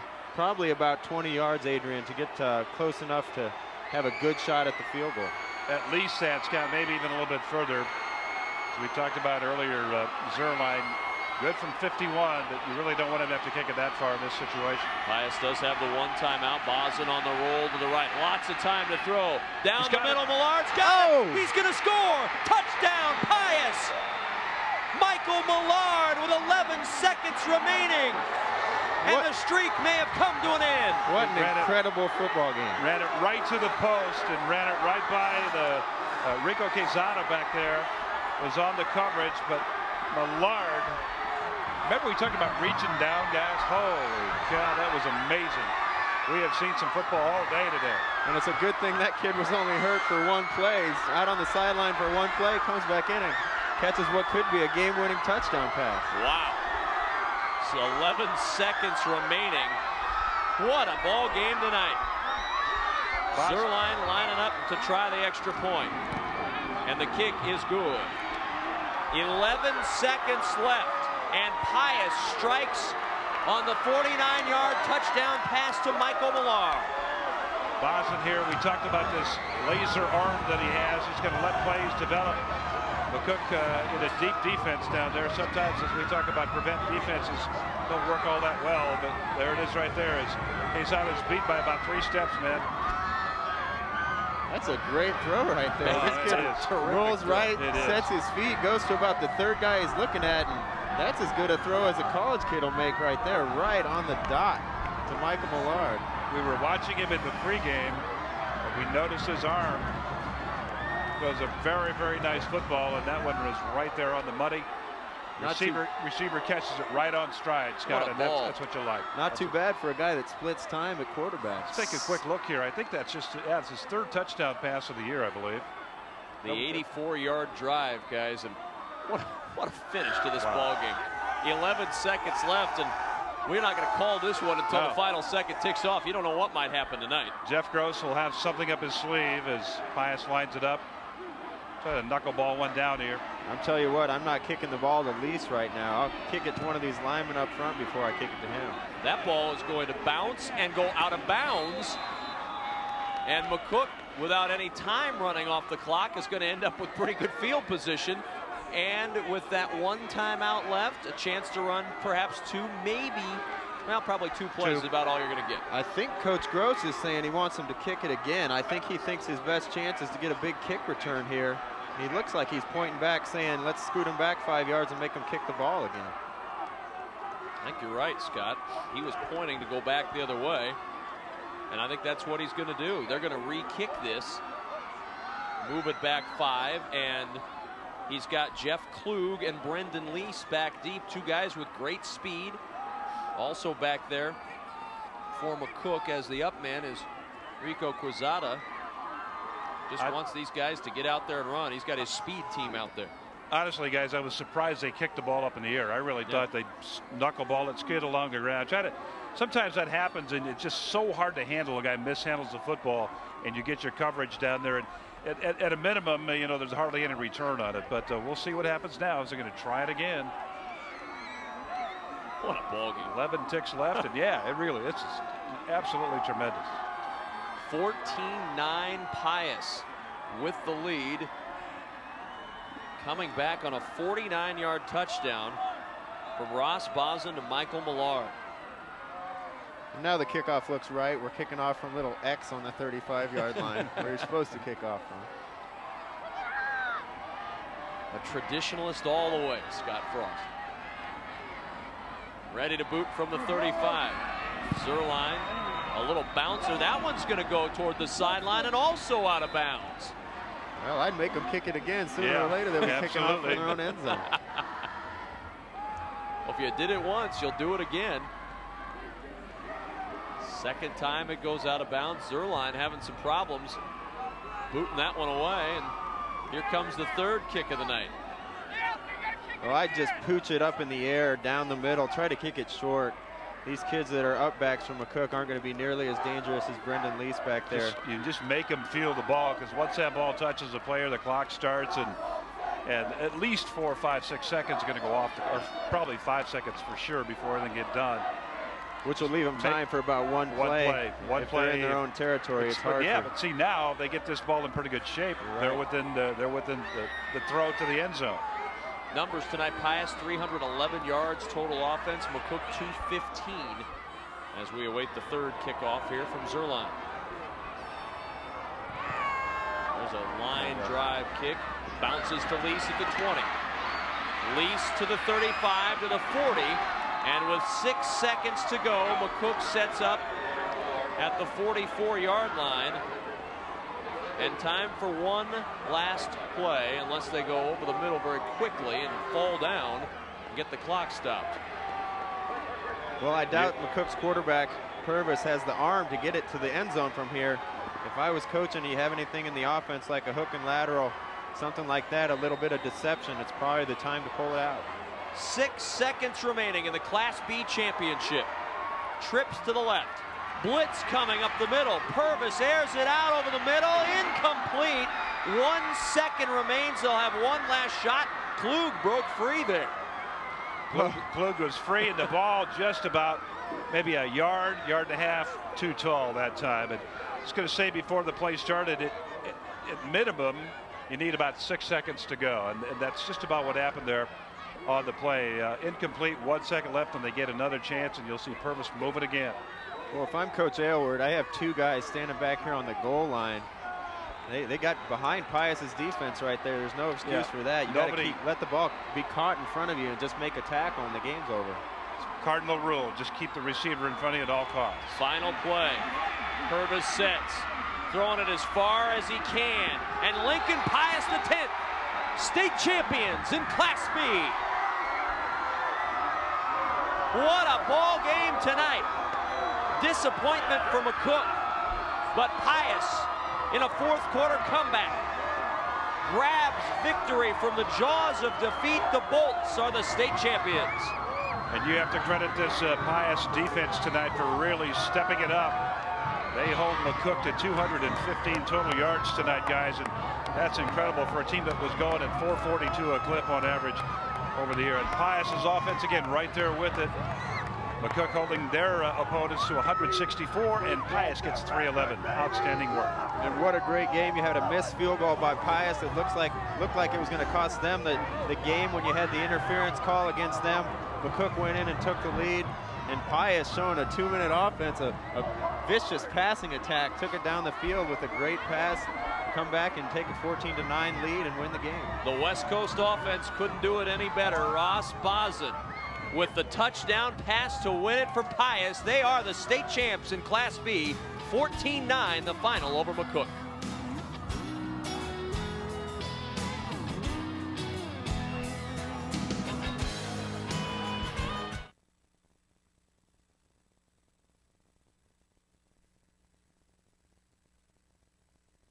Nebraska is the only state served completely by publicly owned power.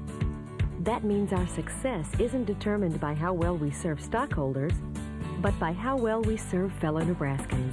It means Nebraskans working 24 hours a day to provide uninterrupted service and affordable electric rates to other Nebraskans. Always there when you need us. NPPD. Together with your local public power utility. Programming is provided in part by Education Quest Foundation. For over 15 years, Education Quest has offered free college planning services. These services include scholarship searches, student loan information, college selection, and help with completing financial aid application. Education Quest is located in Kearney, Lincoln, and Omaha. Appointments are available at 800-666-3721. Bryan LGH West is bringing advanced neuroscience technology to Nebraska, offering the state's first gamma knife radiosurgery to non-invasively treat brain tumors and severe facial pain, and working with Nebraska's only physician specially trained in coiling for brain aneurysms. Just two examples of our commitment to neuroscience care for Nebraskans and our neighbors. Bryan LGH, the first name in healthcare. Happy 50th birthday, NET! There is no place like Nebraska. Dear old Nebraska, you. From the University of Nebraska-Lincoln, this is NETV and NETV Digital Television, celebrating 50 years of service to Nebraska.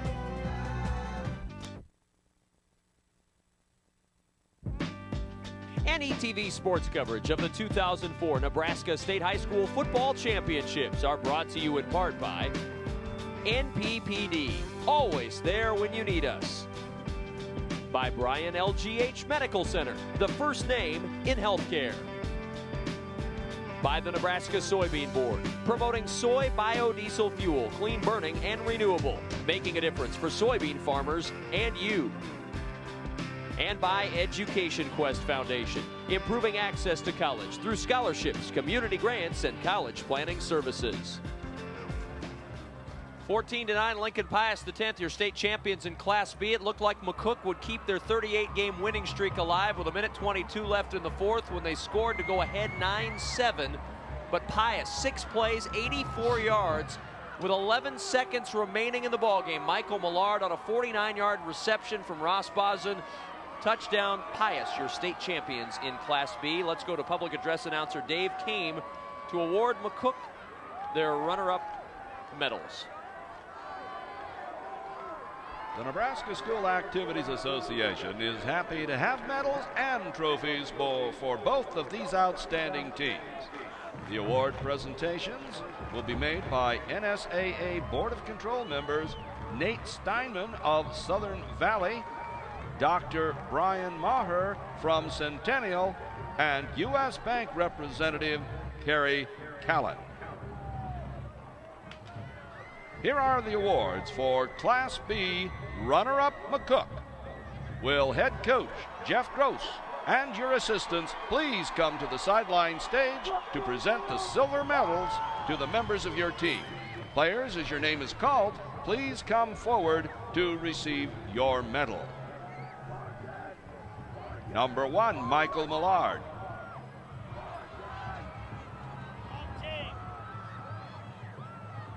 Correction, number 1 is Zach Valkwartson.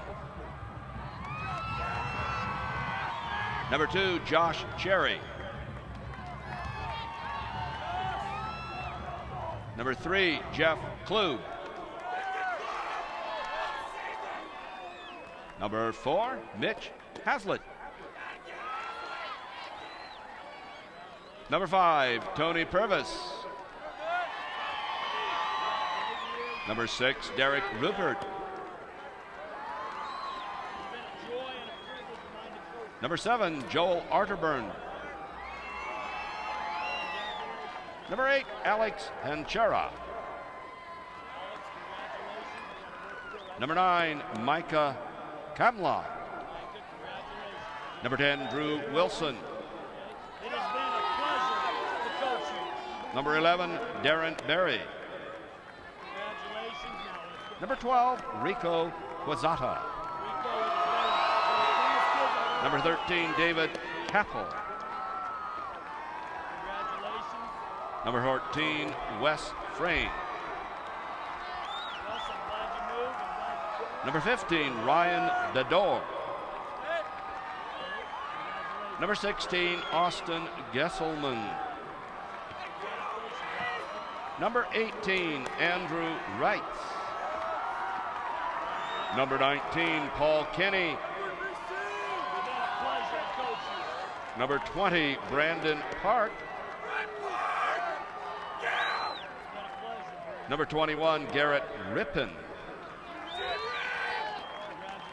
Number 23, David McCorkle. Number 24, Nate Berry. Number 25, Brandon Kochwa. Number 26, Josh Mullen. Number 27, Aaron Gudenberger.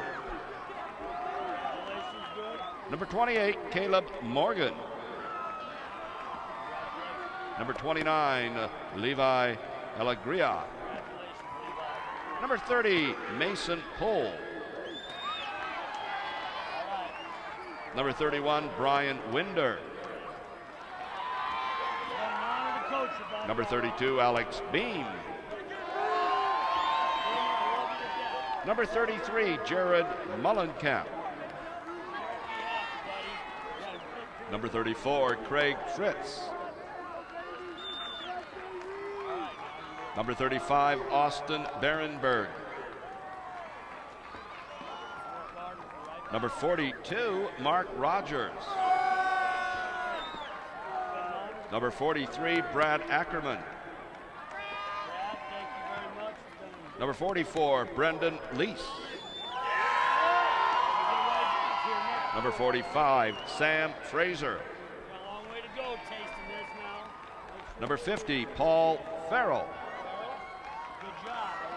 Number 52, Derek Sailors.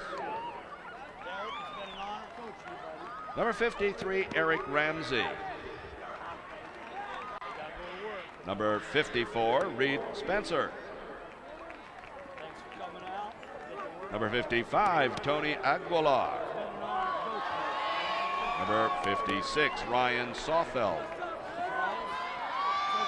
Number 57, Nick Schilling. Number 58, Daniel Schaffert. Number 60, John Haig. Number 61, Luke Kochwa. Number 62, Carl Shattuck. Number 63, Jeff Leister. Number 64, Jace Doolin. Number 65, Brock Hubert. Number 66, Ken Dobb. Number 67, Logan Polly. 68, J.D. Stone. Number 70, Tyler Teason. Number 71, Josh Friend. Number 72, Nathan Bauman. Number 73, Chris Sandman. Number 75, Chris Stahl. 76, Sam Siss. 77, Matt Baer. 80, John Bryant. 81, Ted Chancellor. 82, Dan Banda. 83, Brian Botsford. Number 84, Evan Ketter. Number 86, Zach Coburn. Number 87, Jeremy Young. 88, John Swanhorst. Number 89, Austin Horgan.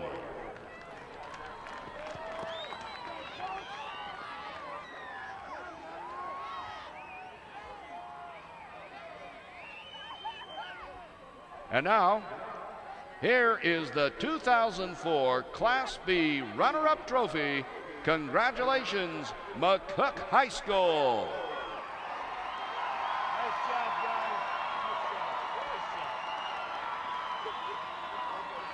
Well, there's very few outfits in the entire state classier than McCook and the program that Jeff Gross is running, and he is encouraging his fans and his players to celebrate as if they won the state championship. It's been a long time since these kids, some of them have never tasted defeat, all the way up from 8th grade football on up to here. It was 2001 when they last lost to Scotts Bluff in the playoffs. They are tasting it for the first time tonight, but boy, you give a lot of credit to Jeff Gross and McCook. They treat it like it's a big game. They treat it win or lose just the way you're supposed to. And congratulations to McCook. They win with grace and they lose with grace tonight. Absolutely, Kevin. A great year for them. And Jeff is just a wonderful gentleman, a great coach, as we know. What I like about Jeff is that he respects the game and he respects the kids. And they play the game to their level, vast and utmost every time they go. As I said earlier on in the broadcast, their junior varsity team was 7-0 this year. Mark my words, fans. They'll be back for action next year, and don't be surprised if they're right back here in this final game again. But Jeff, great job today. All your kids, great job today. Just a little bit short, but wow, what an effort. Tremendous effort. The champions are Lincoln Pius X, the Thunderbolts, and let's go back to Dave Kame, and we'll introduce you to the champs as we get them their medals. Now to the champions from Lincoln Pius X High School. First, head coach Tim Alward, we have a special award for you.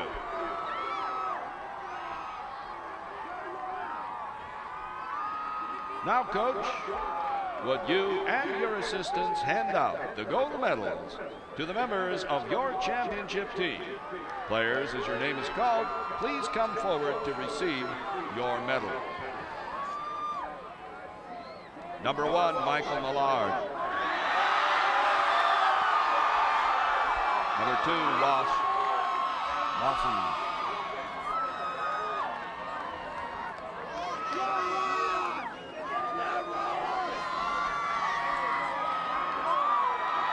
Number 3, Daniel Bargan.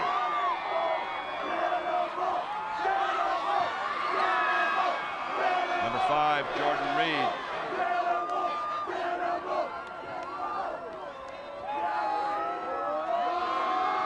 Number 6, Stephen Mattern.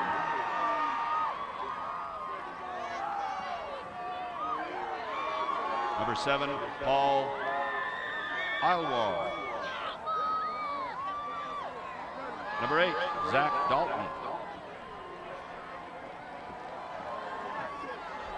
Number 10, Christopher Mahati.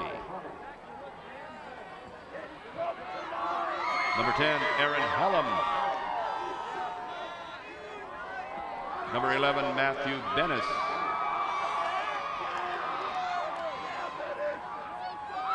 Number 13, Zach Goodwin.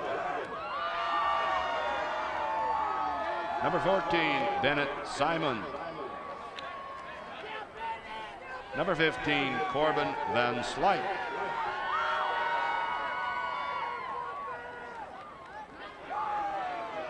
Number 16, Thomas Hergert. Number 20, John Poland. Number 21, Jacob Barnes.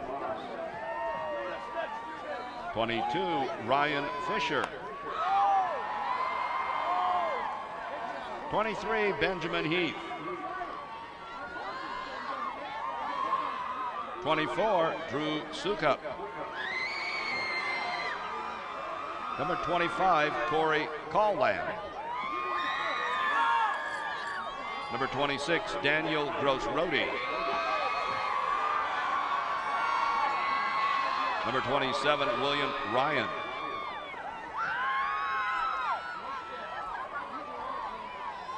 Number 31, Ryan Hatton. 32, Mitch Hain. 33, Michael Seidel.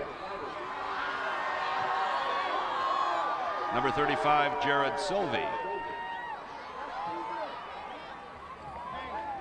Number 36, Matthew Greenway.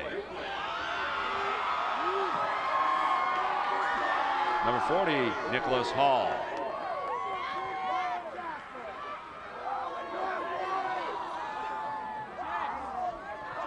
'41, Kyle Fitchner. 42, David Fraser. Number 43, Ben Verilek. Number 44, James Castle.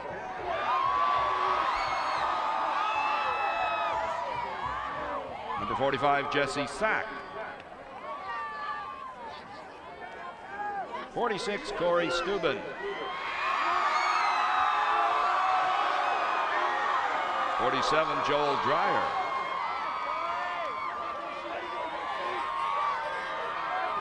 And 48, Kyle Feltis. 53, Ryan Hayes.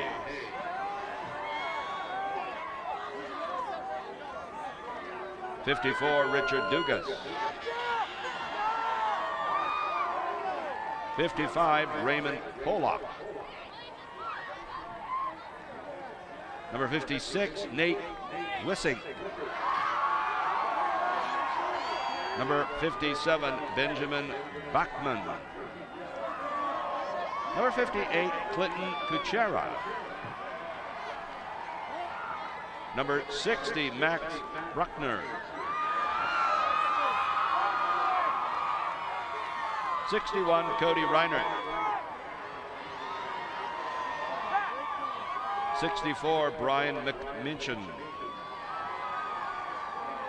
65, James Barron.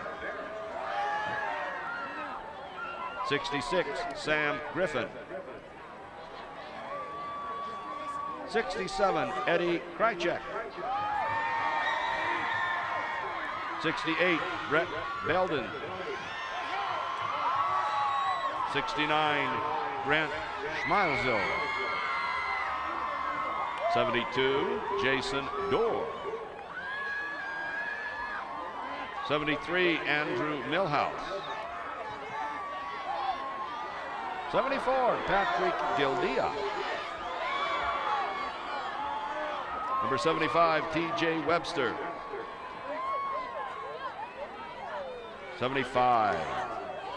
76, Corey Haichia. 79, Austin Stanley. 80, Landon Dean. 81, Jacob Hesacker.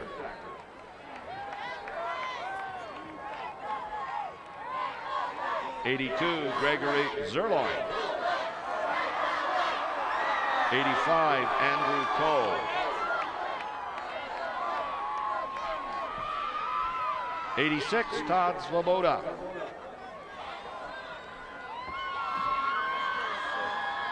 87, Daniel Thielen.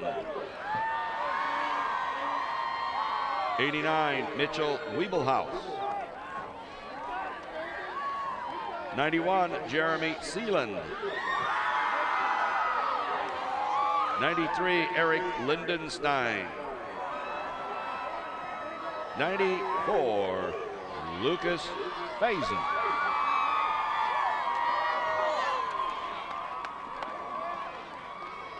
And now, for these outstanding athletes and their school, here is the 2004 Class B State Football Championship Trophy.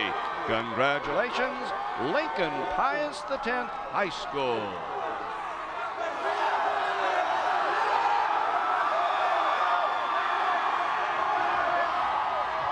The champions of Class B, Lincoln Pius X, a thriller tonight as they score with 11 seconds left on a 49-yard touchdown pass to take state and get the championship, first title since 1998. Scott, what a fantastic football game tonight. Well, this is one of the best high school football games I've ever seen personally. 2004 seems to be the year of the parochial school. 5 out of the 6 champions are from private schools. But hats off to both these teams, especially Pius. In order to be the best, you got to beat the best. McCook's been the best for 3 years. They played like it tonight, and Pius had to go take it from them. What a weekend, Aid. We have seen some fantastic football, but none better. As we said at the very top of the program tonight, we've saved the best for last, and we certainly did tonight. Kevin, absolutely. Congratulations to Tim Aylward, his staff, all the Pius football players, their fans and supporters. It's an absolutely stunning night for them. And I tell you what, I like this game so much. I'm going to order one of those tapes. I figured you probably would. You know what? You can get yourself a VHS copy or DVD of this ball game or any of our state championships. Just log on to mynptv.org. That's an easy way to do it. Get yourself a copy for yourself. Let's go down onto the field. Larry Putney is amidst the happy green and gold of Lincoln Pius X. Well, I think happy is putting it mildly. These guys are going crazy down here. Coach, first of all, congratulations. It looks like you need to open up that offense a little more. Yeah, we maybe need to work on our passing game. So maybe we'll look at West Coast offense or something next year. Talk about that call at the end. Well, we had called, when I sent the play in, I told him to look for Greenway going across the middle. He was covered. Mike had run what we call a wheel route, and it had come up open late, and Ross was able to sit in the pocket long enough to find it. It was a great job by Ross. Nice job by Mike by not giving up on his route. It's really a great effort. I think a lot of people saw him throw the ball in that last drive and went, wow, great arm, live arm. He can't throw the ball. That's his strong point. Ross is very good at that. And it's one of those things that when we alternate our quarterbacks, then each has their strength, and Ross can throw. After they scored, what were you thinking?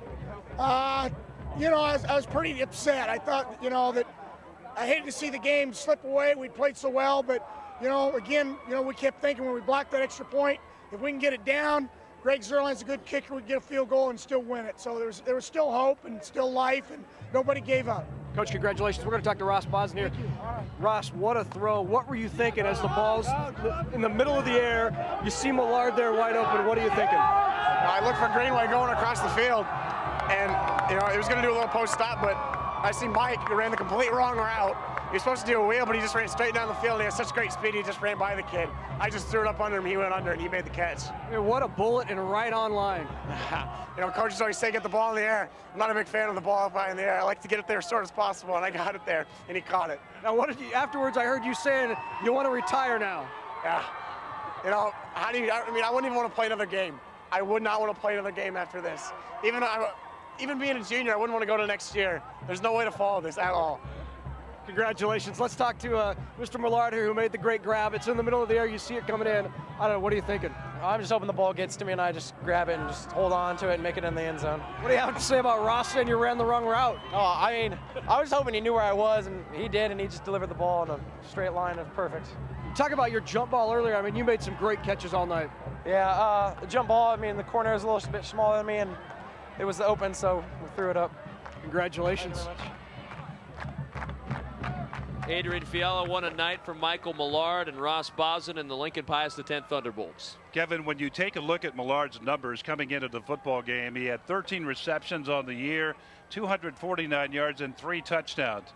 What he did tonight, he caught 7 balls, 133 yards, and 2 touchdowns. This kid just outperformed his whole season right here in one game tonight. Scott, those are terrific and fantastic numbers. And after his 2 jump ball victories in the first half, you kind of wondered why they didn't try to go to that again in the second half. The situation really didn't warrant it because they were trying to run the ball, the clock down a little bit, and run the ball against the McCook defense. After McCook took the lead, then it was the passing game show again. Said it was a little like the West Coast offense, and it was successful out here on the field. They'll love the West Coast or the Pius Coast offense now. This is just a terrific night for Pius, and again, we congratulate them, and we don't want to forget about Jeff Gross and the McCook Bison. No. Great year for them, as we talked about earlier, and congratulations to them. Somebody wins, and unfortunately somebody has to lose, but everybody played their hearts out, and everybody left it on the field here tonight. Big key tonight for Lincoln Pius X, their ability, Scott, to shut down Brendan Lease. 19 carries, just 50 yards. for McCook's leading rusher. I tell you what, it takes a lot of discipline to stop the option game like they did. On any play McCook runs, you can get hit in one of three places. You can get the give to the fullback, the quarterback off the end, or the option pitch.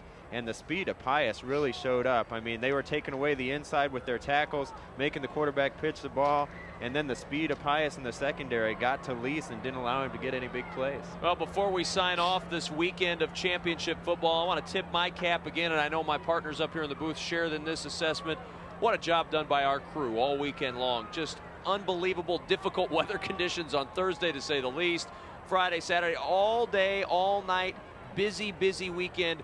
And great shots, great camera work, terrific work all the way around, from audio to cameras to everything involved.